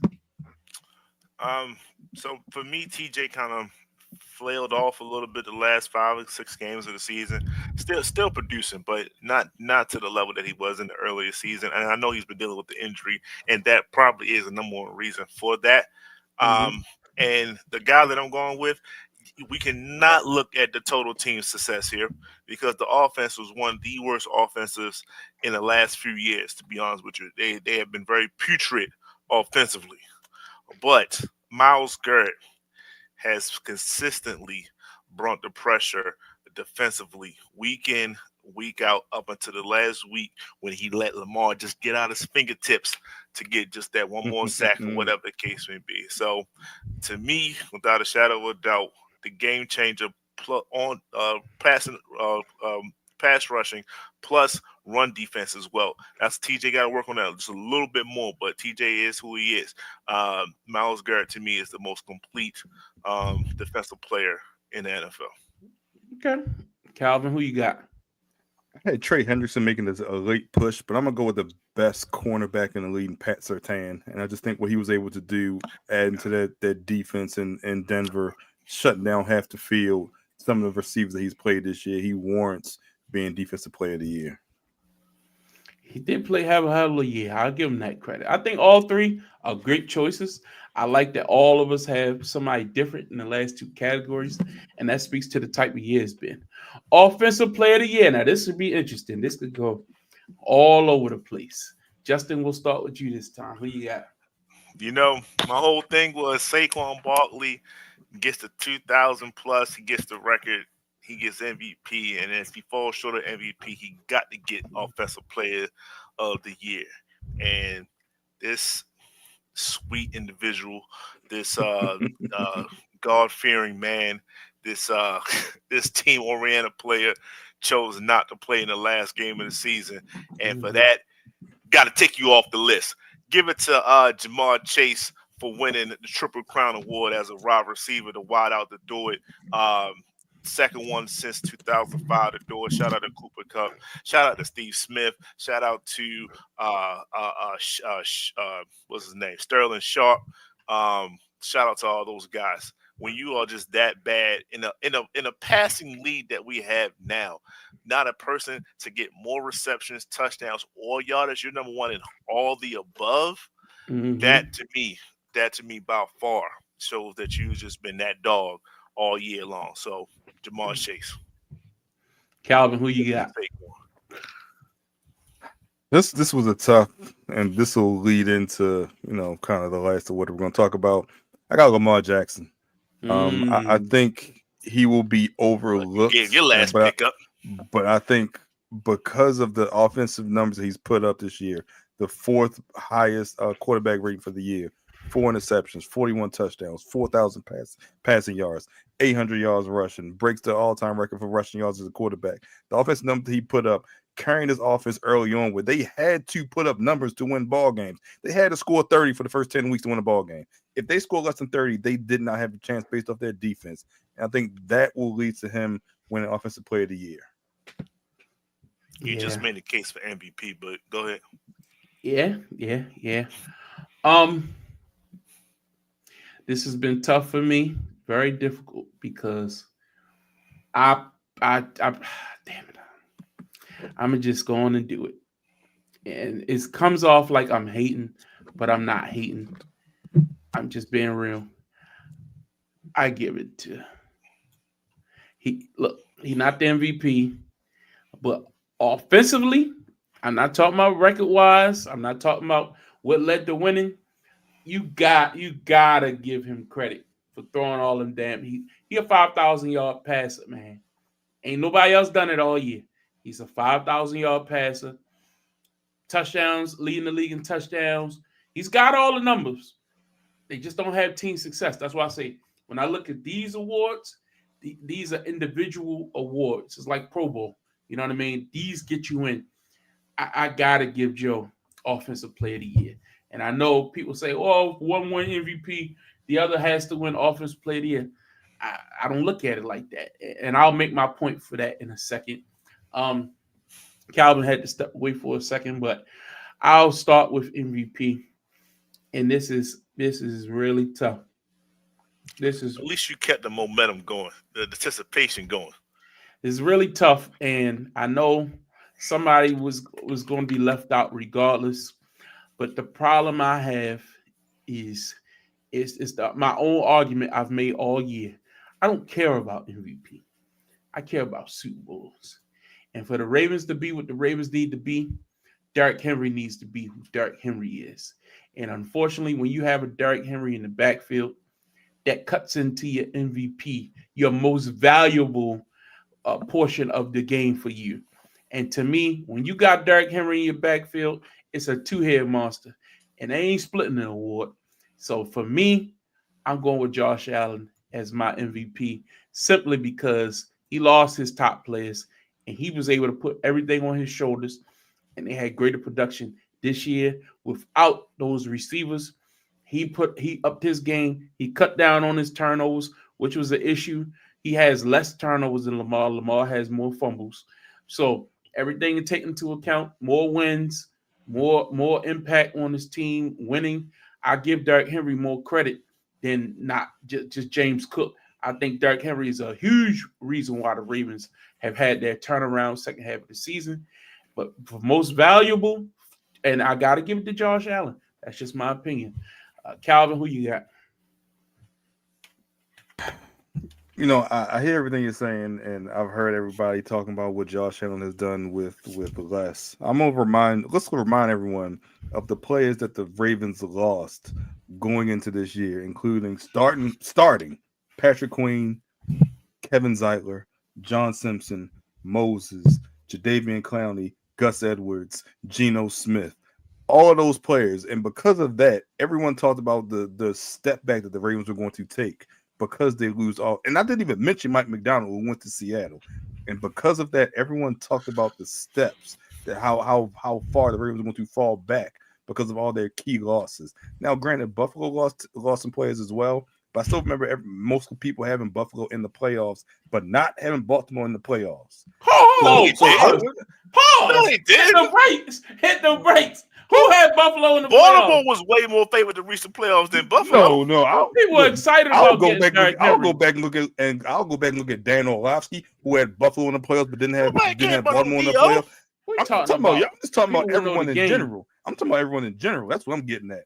In general, more people had Buffalo and Baltimore because they got Derrick Henry. Buffalo had to climb uphill. That's what everyone was saying. They were saying if Josh Allen could do it. That's what they were saying. Baltimore had to climb uphill as well because nobody was talking about Baltimore because everybody you just mentioned was on defense. Just about people had the Jets. I named same offense starters. I didn't name OBJ. I named 4 offensive starters. I named 3 on the offense. We talked about how the offensive line was going to be bad this year. We talked about all that. Now. My point being is that I think Lamar Jackson had the better season, but I think Josh Allen is going to win the MVP. No. That's not the question. Who is your MVP? Who is my MVP? Based off everything I just said. Based on everything I just said, I will say Josh Allen's MVP. I said that last week. But what I'm going to go into Lamar Jackson. What I'm going to go into is that Lamar Jackson has an excellent shot at MVP3. However, Josh Allen will win the award based off what he has done for Buffalo Bills team, who also had for Lamar Jackson. And I built a case. Why do you feel like you gotta undercut your pick? This is not about what the writers are going to vote on. This is about your decision. I'm building the look. My decision. We talked about this last week, as I said. That's why I was getting to my original soliloquy, how we talked about it, and I had Josh Allen my MVP. I'm sticking with that suggestion. I think it's closer than everyone is going than the final vote is going to perceive it. Because I think it's going to be slighted towards Josh Allen more so because of the better record, because of the advanced statistics that point towards Josh Allen as well. But I'm just giving props to Lamar Jackson as well. But Josh Allen's going to be an MVP. You gave him props when you named him your offensive player of the year, and you made the point on why he was your offensive player of the year. So why you need the cox it? I had to reiterate what I said because I was going on the soliloquy earlier, and I had it planned out, and I went with the offensive player of the year. I got into it right then. But I have Josh Allen. Period. Point blank. Justin, who you got? Terrible. You should have just stayed gone. You was gone for a little bit. You should have just stayed unplugged. I am going with Lamar Jackson, and I am going with Lamar Jackson because, of course, he played phenomenal. We get all that, but just as I made a case for Jamar Chase winning the Offensive Player of the Year, I would do that exact same thing for Lamar Jackson. I value players that play until you can't play anymore. I get the fact that you want to sit out and things like that. And that's fine, well and good. But that last month of the What? season, Come hold on. on a second. That last month of the season, Well, Lamar that's not why I'm Jackson laughing. I'm laughing at something else. put on and he put on for the whole entire city, for the whole Oh entire no, league. I agree. 3 games, and I said this last episode. Those 3 games that they won and Lamar Jackson shined, prime time, everyone saw it. Christmas Day, everyone saw the annihilation that was given to the Houston Texans. He put on prime time for everyone to see, It and wasn't I the same think as last year, though. that don't matter. It's what's happening this year, and the fact that Josh Allen I didn't say he didn't fade away, but he did get a little transparent towards the last four games of the season. And this was the type of race to me that we had to see almost every game. So this is what I'm saying. That last game, yes, Josh Allen didn't play, but you didn't have one more game to put out some stats to say, hey, don't forget about me. Hey, I'm still here. You have people voting on this. This is not a metrics-based award. This is not a computer-generated award. This is people what's in their minds award. And when he didn't play, I'm gonna say I get why he didn't play, but you still didn't play, and Lamar Jackson did, and he performed pretty well in that last game. He just kept the emphasis on him. He kept the spotlight on him. The last 4 games, 3 games and 10 games, he kept the spotlight on him. He beat everybody that was in front of him convincingly. And that's why Lamar Jackson etched it out. And to go more importantly, if in all this, if he gets 3 MVPs, in which I claim that he's going to get MVP3, and he still doesn't win a Super Bowl, this is beautiful. This is beautiful. You can't set someone up that high But you're a and hater. come crashing down in the postseason. So all that pressure will be on him going towards the postseason if he gets his 3rd award. It's a lot of pressure, man. A lot of pressure. It all makes sense now. Anyway, I do think that there is something to be said for the numbers that Lamar put up. But like I said earlier, Derrick Henry, to me, gets more credit than not. And that plays a part, and you have to give Derrick Henry credit. That shouldn't play a part. It does play a part. When you look at the Pro Bowl selections, and you see Baltimore has 9 starters, that means along with alternates. That means that Lamar Jackson made the players around him better, and more of the players around him better than Josh Allen did. That's what that means. He didn't really have to make Derrick Henry that much better. Daniel Falele is an alternate. That just proves my point right there. Daniel Falele, who's a turnstile at right guard, is Buffalo has 1 other starter Pro Bowler. That says more about Josh Allen, in my opinion. Yeah, you're right. He was MVP. He don't make the players around him better. I don't agree with that, but I get what you're saying. He just didn't have the household names around him that people voted for. There's still an award people vote for. Again, I just think. Wait, is Zay Flowers a household name? Zay's becoming a more star in the league. He's more of a he shouldn't have made the Pro Bowl, be honest with you. We'll talk about that in a second. I don't think Jerry Jeudy should have made it, but okay. I think Brian Thomas Jr. should have made it. He should have made it, yeah. He should have made over Jerry Jeudy. He's not a household name. He's a rookie, so people don't know who he is. So again, we'll talk about that in a second. I just think if we were to do right now, just look at confidence picks. I like to always do that. Mike and Mike used to do that back in the day. If you do confidence picks of all these teams right now, quarterbacks, how you ordering them? Let's go AFC first. Who's number 1? Who's number 7? Number 7, who's the quarterback you have the least amount of confidence in the AFC in right now? I'll start with you, Justin. Who's your number 7 quarterback? Number 7, Russell Wilson. Russell Wilson, okay. Calvin, who you got 7? I got Bo Nix. He ain't done it yet. It's the playoffs, it's a whole new thing. That's a good one. For me, I go with you too. Bo Nix, I agree. He's a rookie. He had to show me. Number 6, Justin. Now I'll go Bo Nix. I just think you don't know what you don't know, so you can actually play a little bit better than coming into the postseason regressing. Yeah. Calvin, who you got? See, now I got Russ because we're talking about integrating Justin Fields into the offensive game plan. So there are very few. I don't think there's another team that's talking about integrating another quarterback to try to get a spark on offense. So yeah, I got CJ Stroud. I got CJ. He haven't shown me nothing. So wait a minute, real quick. Just on that Calvin note. So you have a situation where they're saying we're going to go another direction at quarterback, and you still have him above the person that's guaranteed that quarterback spot? Well, it's not that they're going another position at quarterback. They're trying to throw him in to get a spark on offense. So I'm not saying they're going to the other person that doesn't need a spark. I don't know what the other person is going to do because he hasn't played a playoff game yet. Never had a spark before. It's confidence. Who do you have more confidence? Yeah, I have more confidence in Russell Wilson than I have in Bo Nix because I don't know what Bo Nix is going to do in the playoffs. Understood, but the other person might not play the whole game. But that's every other AFC quarterback has won multiple playoff games except Bo Nix. And Russell's won a Super Bowl. You're right. I got more confidence than Russell. I was just asking. CJ is number 6 for me. Mm-hmm. He didn't play well last year. He was a rookie, but I think he's gotten worse this year. And I have no confidence in him rolling into this week. And I know you do because you got them winning. So he had to have a phenomenal performance. Number 5, Justin, who you got? Next to CJ for me. No. Calvin. So how do you have CJ lower than you're going to have Justin Herbert? But you got them winning. I apologize. My fault. Justin Herbert. You're right. Calvin, who you got? I got CJ.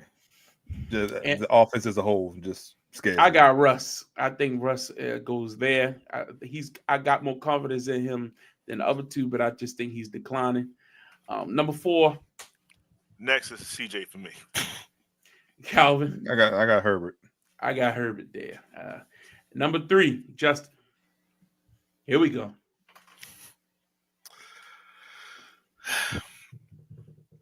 Boy, the bad. I don't think he's there to exercise all his demons yet. Although he's my MVP, I think they're gonna find a way to screw him some kind of way. I'm sorry, guys. It's Lamar Jackson. Oh my gosh, Calvin, who you got? Very rarely do I agree with Justin, but I go Lamar. I think the difference this year is Derrick Henry. I think Derrick Henry is a stabilizing force. Derrick Henry. Even go back, look at the post game when he's basically saying, "Look, give me the ball." That we're not going to have the same problem we had last year. So would that give you more confidence? Okay, it's fine. I'll go with Josh Allen at number 3. I got more confidence in Lamar. If you're picking Ravens to go to the Super Bowl, damn right. He should be. And running the table. Oh man, Justin, that's interesting. 2 for you. I think it's self-explanatory. For me, yes, Josh Allen. Josh Allen, number 1, Patrick Mahomes. Calvin, that's the same for you? Yeah. And for me, is Lamar, then Mahomes. Mahomes is somebody I don't bet against, but I will be this postseason. Let's go over to the NFC. I'll start. Quarterback, I have the least, and this is crazy, but honestly, it's got to be y'all boy in Green Bay. Look, Jordan Love is a good quarterback. I think he's shown some flashes here and there, but I just don't have no confidence in them against good teams. I'm going with Jordan Love at number 7. Calvin, who you got? I'm going with Jaden Daniels. He's going to be. I think he's going to be the offensive rookie of the year. He just, in my opinion, Terry McLaurin is a great receiver. He's just not the guy that I think you can throw it up and get it to in a pinch. And I just don't know what Jaden Daniels I'm going to see in the playoffs. Am I going to see midseason Jaden Daniels that kind of struggled? Or am I going to see late season Jaden Daniels that kind of seemed to flourish in that moment? Don't know what I'm going to get. At least for this week, he's going to be my number 7. Justin? Jordan Love. Yeah. Yeah. Yeah. Number 6 for me, I got Jaden Daniels. And that's only because he's a rookie. But he ain't played like no rookie to me. I like what I've seen from him. So I got a little bit more confidence. He just got a bad matchup this week. And again, I give him a fighter's chance against Tampa. Calvin? Sam Darnold. Jesus. Sam Darnold. Don't even need to explain it. Justin? Matthew Stafford. Whoa! That inconsistency all year. I think at some point he should have hit more of a consistent stride. And even when they was winning games, but it damn sure wasn't because of Matthew Stafford. Okay. Number 5 for me is Sam Darnold. Even though I have more confidence in their team, I do have a little less confidence in him because he hasn't done it. So, yeah, I'll go with Sam at number 5. Calvin, who's number 5 for you? I got Jordan Love. That offense, the weapons that are going down, it just when I seem to put more pressure on him, seems to be when things go wrong. I think they're going to be down against Philly, and so Jordan Love. Justin? This is when Jayden takes a spot right here. Okay. I believe in a rookie more so than I believe in some veterans, yes.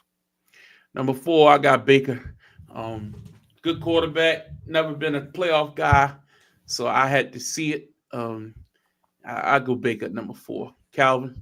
Baker. Justin? Easily. Next. Who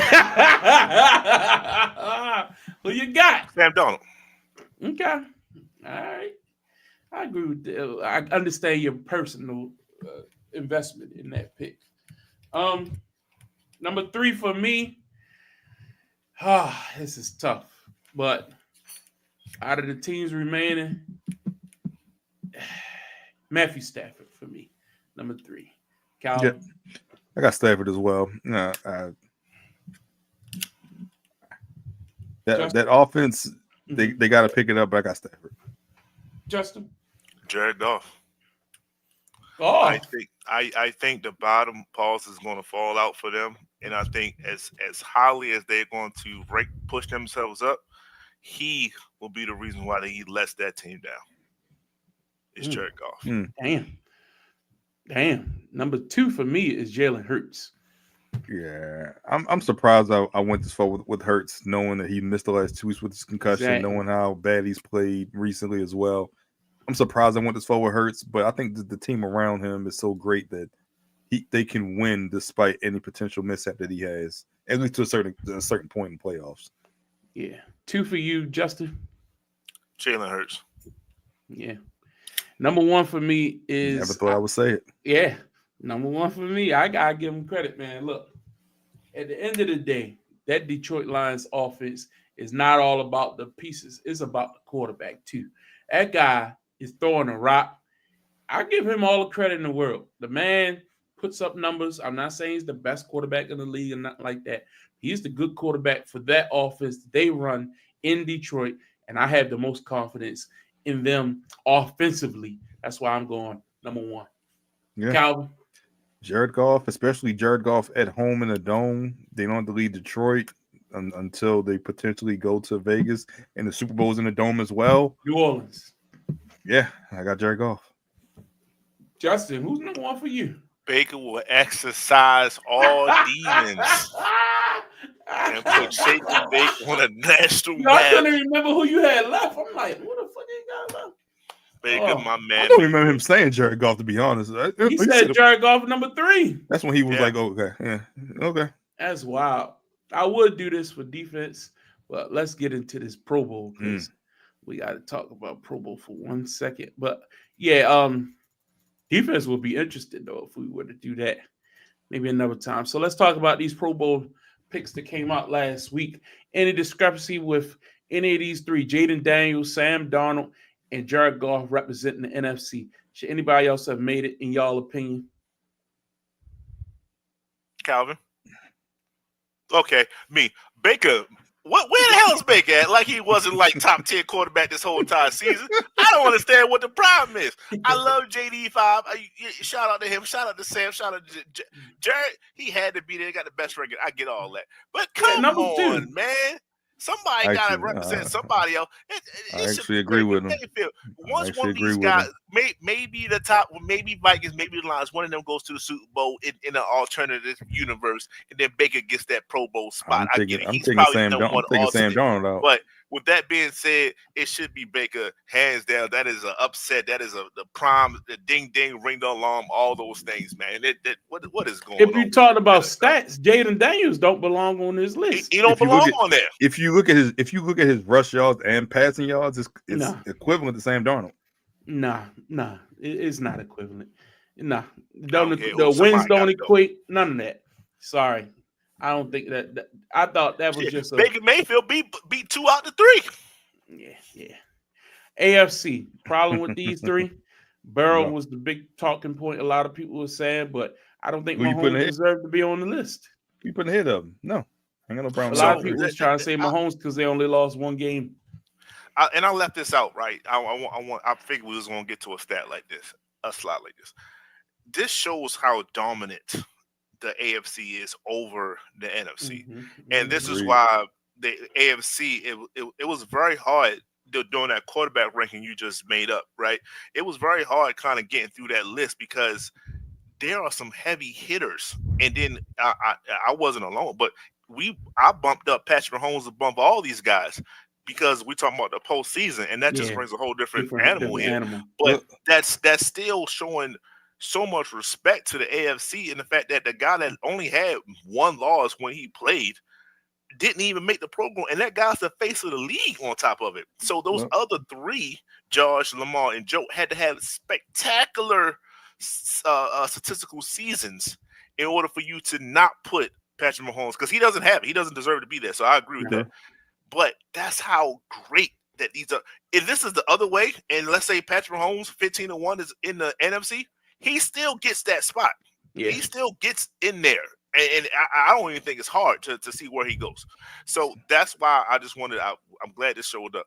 That's the greatness of the AFC and their quarterbacks. So let me ask you this question, quick hypothetical. If Cincinnati's 7, how does that affect your quarterback rankings? You can just go top 4 because we know they're top 4.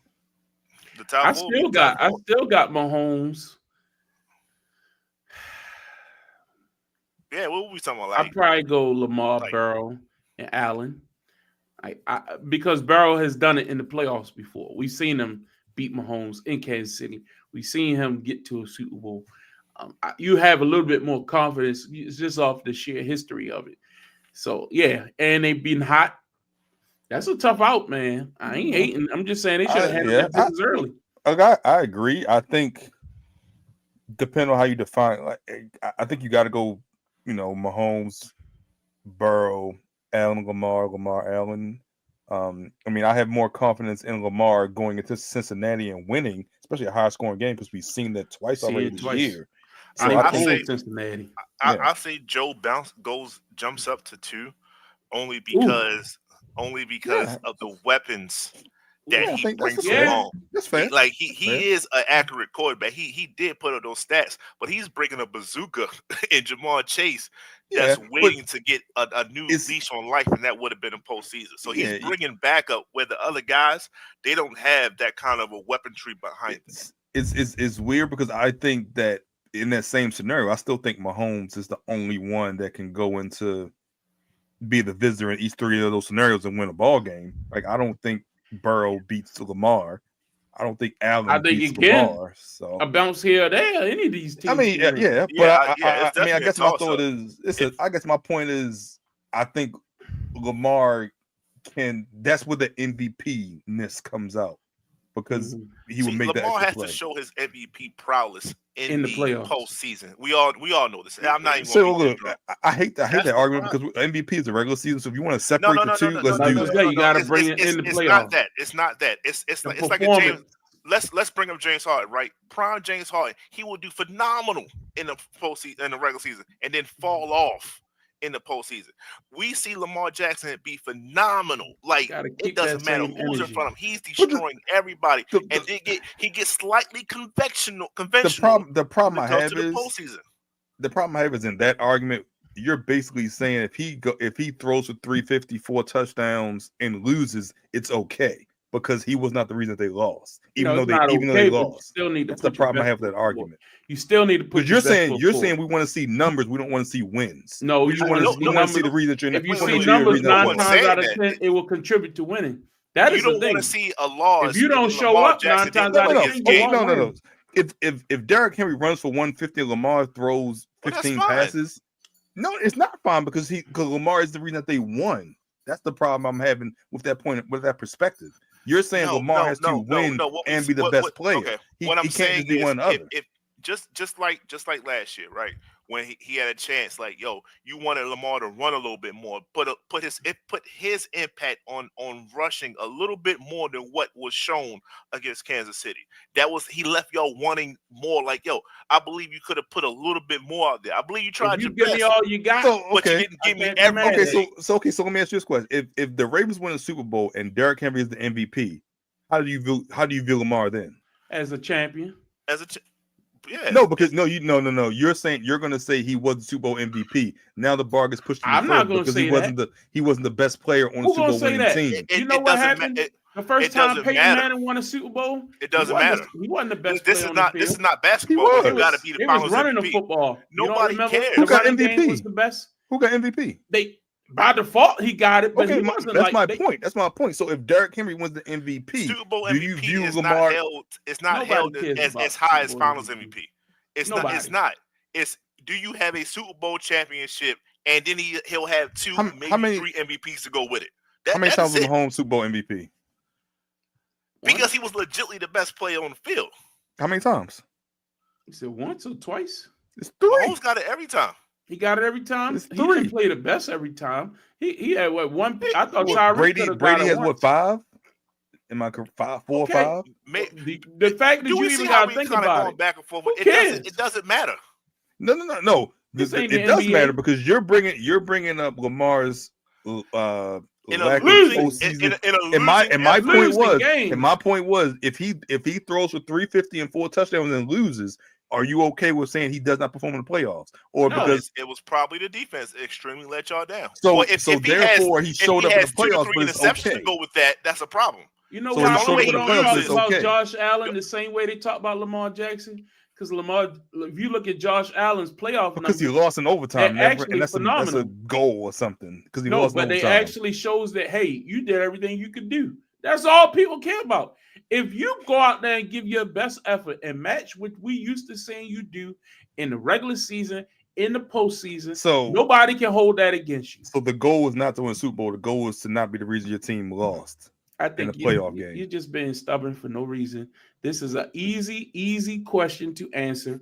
You want to go out there and play like the MVP.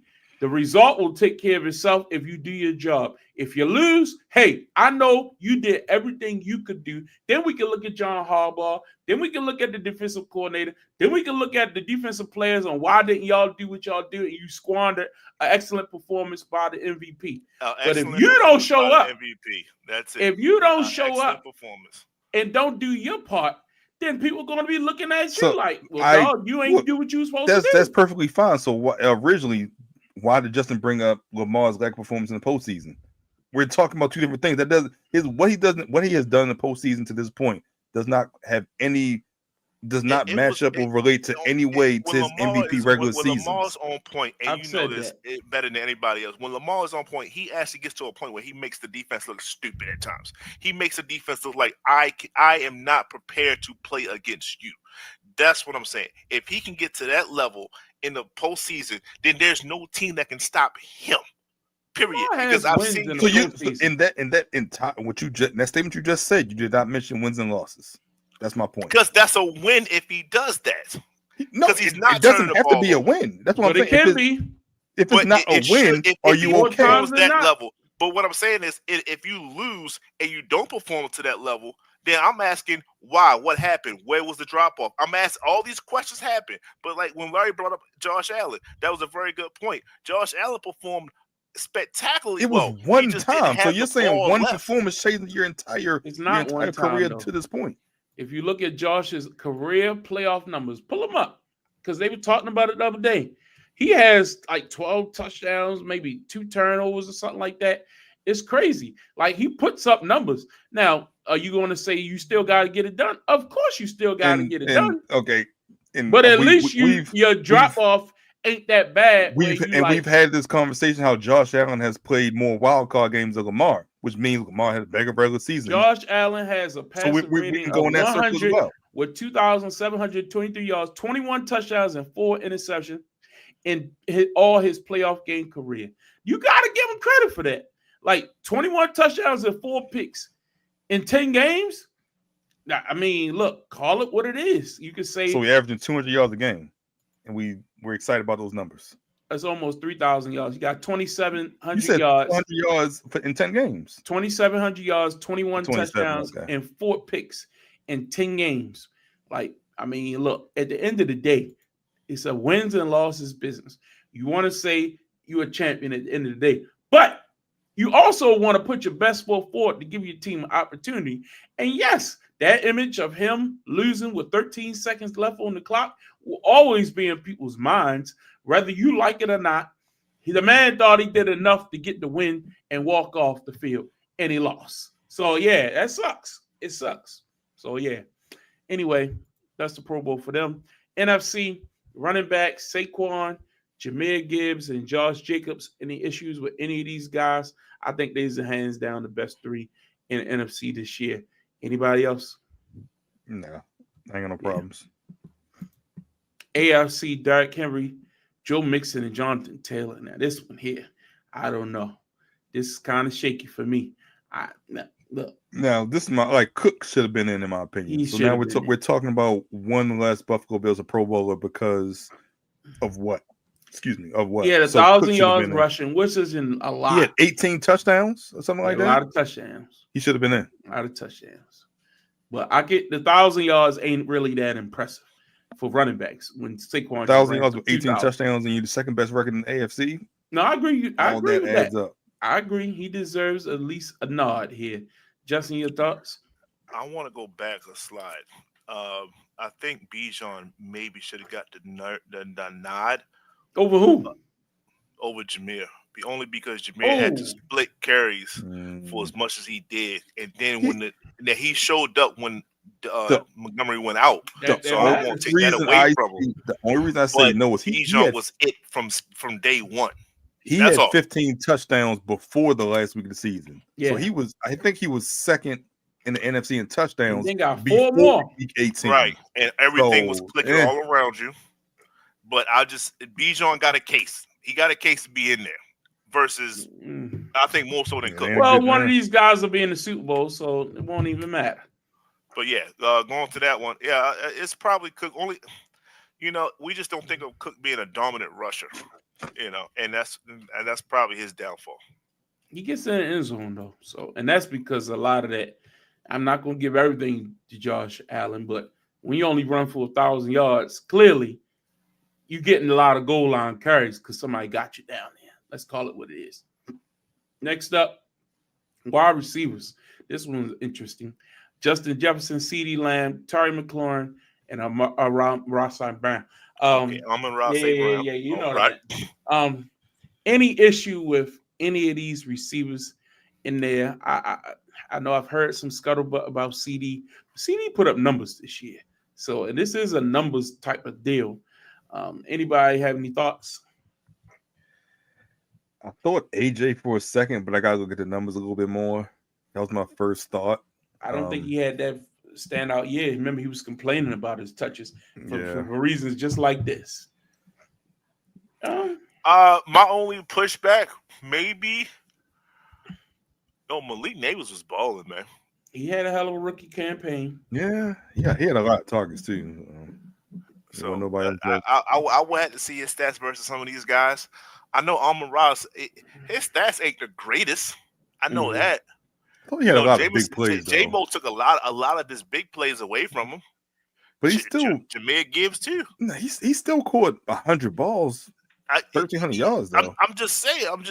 Malik was there by himself. Name another player that was on the Giants. They were always down though, so they threw the ball a lot because they were down. Well, they only had one person to throw the ball to. I'm just he got a shot. He got a shot. But these guys, I can't take away from these guys. Cream of the crop. I agree. CD still with the injury still was able to put up numbers, so give him credit for that. AFC wise, of course you got Chase, Nico Collins who missed time this year. Zay Flowers is the one that sticks out to me. I love Zay. Don't get me wrong. She ain't even catch for 1,000 yards this year. He did have 1,000 yards. Did he? Yeah. What he had? I'll look it up right now. He had 1,000 yards. I thought that was. Oh yeah, 1,059. Yeah. Okay, he barely got over the threshold. Good. Okay, but you have here the receivers in the AFC that had more than him: Devontae Adams, Cortland Sutton. Wilson had more than him for the Jets. You had McConkey more for the Chargers, and nobody even thought they had a big time receiver this year. Jerry Jeudy, Brian Thomas Jr. was third in the league in receiving and got like 1,200, almost 1,300 yards receiving. You got to make the Pro Bowl, man. Come on, that's just a robbery. Anybody disagree with that? I mean, I thought Jeudy. I thought Thomas should have made it with Jeudy. But if you're gonna say because he had what 150 touched, Jeudy number 6 in the league,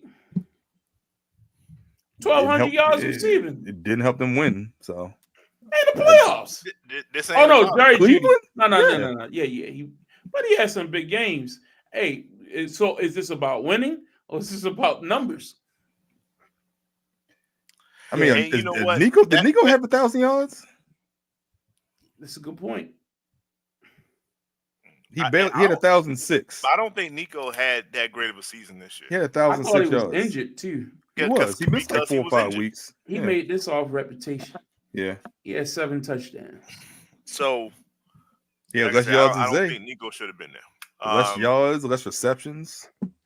But I mean, he has look, you can't have. They only had 4 touchdowns. It's not. But like he has 50 less yards in 5 less games. So yeah, it's kind of reputation in a way.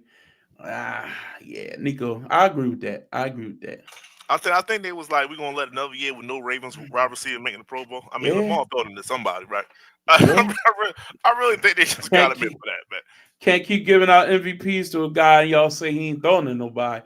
That doesn't help people's claim. But everybody acting like the Ravens got all these weapons. We ain't got no Pro Bowlers at receiver. Ain't got no Pro Bowl tight ends. Ain't got no Pro Bowl wide receivers. So they had to give Zay one.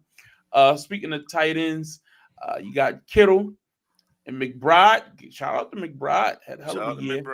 Yeah. Brock Bowers really showed up big time. No question about Brock Bowers. Yeah. And but that damn Travis Kelce? Yeah. He had the number 1 overall votes of everybody, and that's why I know. Taylor Swift. Shout out to Taylor Swift. Yeah. That's the only reason I can think of. Got that incentive, so that's the only reason I can think of. What else would it be the reason? He was trash this year. Yeah, he sure was. Yeah, but it's not his fault. I think age and attrition is getting to him, but at the same time, I think I think Gianna Smith had a great season. Mark Andrews, the second half was crazy. Andrews was phenomenal, man. He still led the tight ends with 11. Like he caught like 5 straight, 5 every week. So look at this. In comparison, Travis Kelce got 3 touchdowns on the year. And you that's it right there. You're not making a Pro Bowl with 3 touchdowns, man. Not even double-digit touchdowns. That's kind of ridiculous, man. But it's a popularity contest. But at this point, people should know who Mark Andrews is. I don't care what anybody say. The guy is a touchdown machine. Number 4 in the league in touchdowns at receiver. Number 4. Yeah. Come on, after that slow start. Yeah, and then he just got hot. And remember, he came into the season injured. You know what? They stopped voting halfway through the season. That's what I feel like. That's what it feels like. Yeah. Because Zay got in, and Zay had a phenomenal start, but then he tailed off. And then Mark Andrews had a terrible start, and then he picked it up, and he yo, come on, man, this is trash.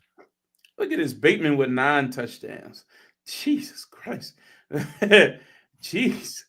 T. Higgins had 10 after his slow start. That's what I was thinking on that Pro Bowl. I said, yo, T might be in there too. Yeah, that's big. Mike Evans he was injured a lot during the year though too. Oh yeah. But he came on late though. That kind of thing. Yeah. And then the fullbacks, we know that's like a Raven spot. Like former Raven Kyle Juszczyk, and then Patrick Carr for the Baltimore Ravens. Project Pat. Yeah, so defensive ends, Nick Bosa, reputation, Michael Parsons, and Rashawn Gary. Any issues with this? No. I want to say Danielle Hunter, but I got to look at the numbers. I thought Daniel Hunter had a hell of a year, and I really do. And I thought he got kind of shafted, but I like Jared Verse. okay. I think he should have maybe made it. He definitely defensive rookie of the year for me. Yeah, I think that's easy. Okay. Another guy, defensive ends, Myles Garrett, Trey Hendrickson, Max Crosby. Crosby got injured kind of early It's on. all reputation. Yeah, so I think Van Noy and Owe had more sacks than Crosby. Yeah, because he was gone for most of the year. I mean, at that point, you put Aiden Hutchinson on there if you're going to give somebody who didn't play almost the whole year on there. Yeah, I agree. Yeah. I agree. You know what I mean? But yeah, Hendrickson definitely number one because he was a sack machine this year. Interior lineman. Now, Vita Vea had a hell of a year. Give him credit. Dexter Lawrence, I don't know, man. It's reputation. I think that's definitely reputation. I don't think that he played any better than a lot of the big men like that we've been seeing. Look, shit, I ain't trying to be a homer or nothing like that, but we got some D tackles in Baltimore. We the number one rush defense in the league, and it's a reason why. They don't get no numbers, but you got to watch games to see who the real rush stoppers are. Now, Jalen Carter, taking up from. He one of the best players in the league, hands down, in that Eagles defense. They count on him. But Dexter Lawrence, what about that Giants defense showed you that he deserved anything? I'm sorry. Yeah. Shout out to Vea, though. Shout out to Vea. Definitely. That's my guy. Now, these three, I can't argue with any of them. Cam Hayward has been sensational for the Steelers. Always a problem. Always a redirector. You can't always go to his side. You know you got to move the other way. Then you got Watt. Then you got Highsmith. They're just a problem. Chris Jones, you know, he a force multiplier. He always going to cause wreak havoc. And then give my man Meta BK. Change the name, same problem. 2 years in a row, baby. That's right. It's the same guy. He just changed his name. Meta BK is here to stay. He turned it on. He had a slow start. He was like, oh, he got that money. And he ain't playing like shit. All of a sudden, my man all over the place. Again, number one rush defense in the league for a reason. And he a key part of it. The man commands a double team. Allow them linebackers to fly. I love it. I love it. Calvin, thoughts? I agree with all three of them. I think Matabika had a slow start to the season, so I'm glad to see him pick it up. I'm glad to see him he'd be appreciated for what he did to close out the season. But I ain't got a problem with none of them. All right. And then go to middle linebacker. No, okay. Outside linebacker. They put him as outside linebacker. Yeah. Okay, cool. Go put him in DN. Yeah. Yeah. Mm-hmm. Yeah, this is good to me. Yeah, Van Ginkel been flying all over the ball, man. And you can always tell him because you see them damn Goldilocks. It remind you of was it AJ Hawk back in the day for the Packers? Yeah, man. Yeah. Let's go more Clay Matthews. Clay Matthews, that's a good one too. Both of them together. All right, and then you got outside linebackers in the and actually, if Wishmacall didn't get hurt, I think he would have made it. The guy that broke his forearm for Detroit, I forgot his name. Aiden Hutchinson? No, the linebacker. He just came back last week. I know who you're talking about. I just can't think of his name right now. Yeah, I think about when I see Van Hinkle, but yeah. Okay. Khalil Mack had a resurgent year. Give him credit. But Nick Benito for the Broncos, boy. If you don't know who he is, you better get used to him. Mm-hmm. He might be a problem this weekend for Josh Allen. That guy's a problem. Yeah. That guy's a problem. And then, of course, you got TJ Watt. Then you get to cornerbacks. Now, look, I'm not up on every person. Johnson is a beast. J.C. Horn is a beast, and he was good in college. He had a good rookie campaign. Is Witherspoon of kind of tailed off? Devin Witherspoon. I thought he was there last year. Yeah, he was there last year. J.C. Horn was good his rookie campaign. Then he tailed off, but I thought he came back strong this year. So give him credit. I'm not familiar with Jalen Johnson, to be honest with you. Any of y'all? He's a beast. Okay, I don't follow the Bears defense that close. AFC, Derek Stanley Jr. I thought he was good until he played us. But Pastor Tan, somebody had picked him for that defensive player of the year. Yeah. Who was that? You? Me. Yeah. He was Marlon with the resurgence here. I give him credit, man. Marlon popping. Marlon hunting the ball. I think he's played well all year long. He earned this contract extension you're going to get. I think he know when it's money time. He do know that. Yeah. And then Denzel Ward just been one of the best for a while now. So give him credit. I think this is a good list. Do y'all think that the boy from Pittsburgh got shafted? No, not over these four. Okay. All right. Got too many penalties for me. Yeah. Still want to throw some love to Sauce Gardner, man. It's not your fault, man. It's not your fault. Hey, I saw a picture of him in the Ravens uniform. I ain't gonna say. All right, let's look at Brian Branch, Buda Baker, Kyle Hamilton, and Derwin James as your strong safeties. I think Derwin James and Kyle Hamilton, that's a hell of a pair there. Xavier McKinney and Minka Fitzpatrick. Minka been a good for a long time. I think that's a good for your safety position. What y'all think about them? Anybody got left off the list that you would have liked to see in there? You know, yeah, no, I'm not gonna go that route. But shout out to Kyle Hamilton, man. His resurgence is taking 7 yards backwards. Pretty much put him back to being one of the top tier guys in the league. So shout out because he's really playing free safety. He's not playing strong. Not playing strong. Yeah. So whoever it was, whether it was DMPs, whether it was Zach Orr, whether it was him himself, great move. Great.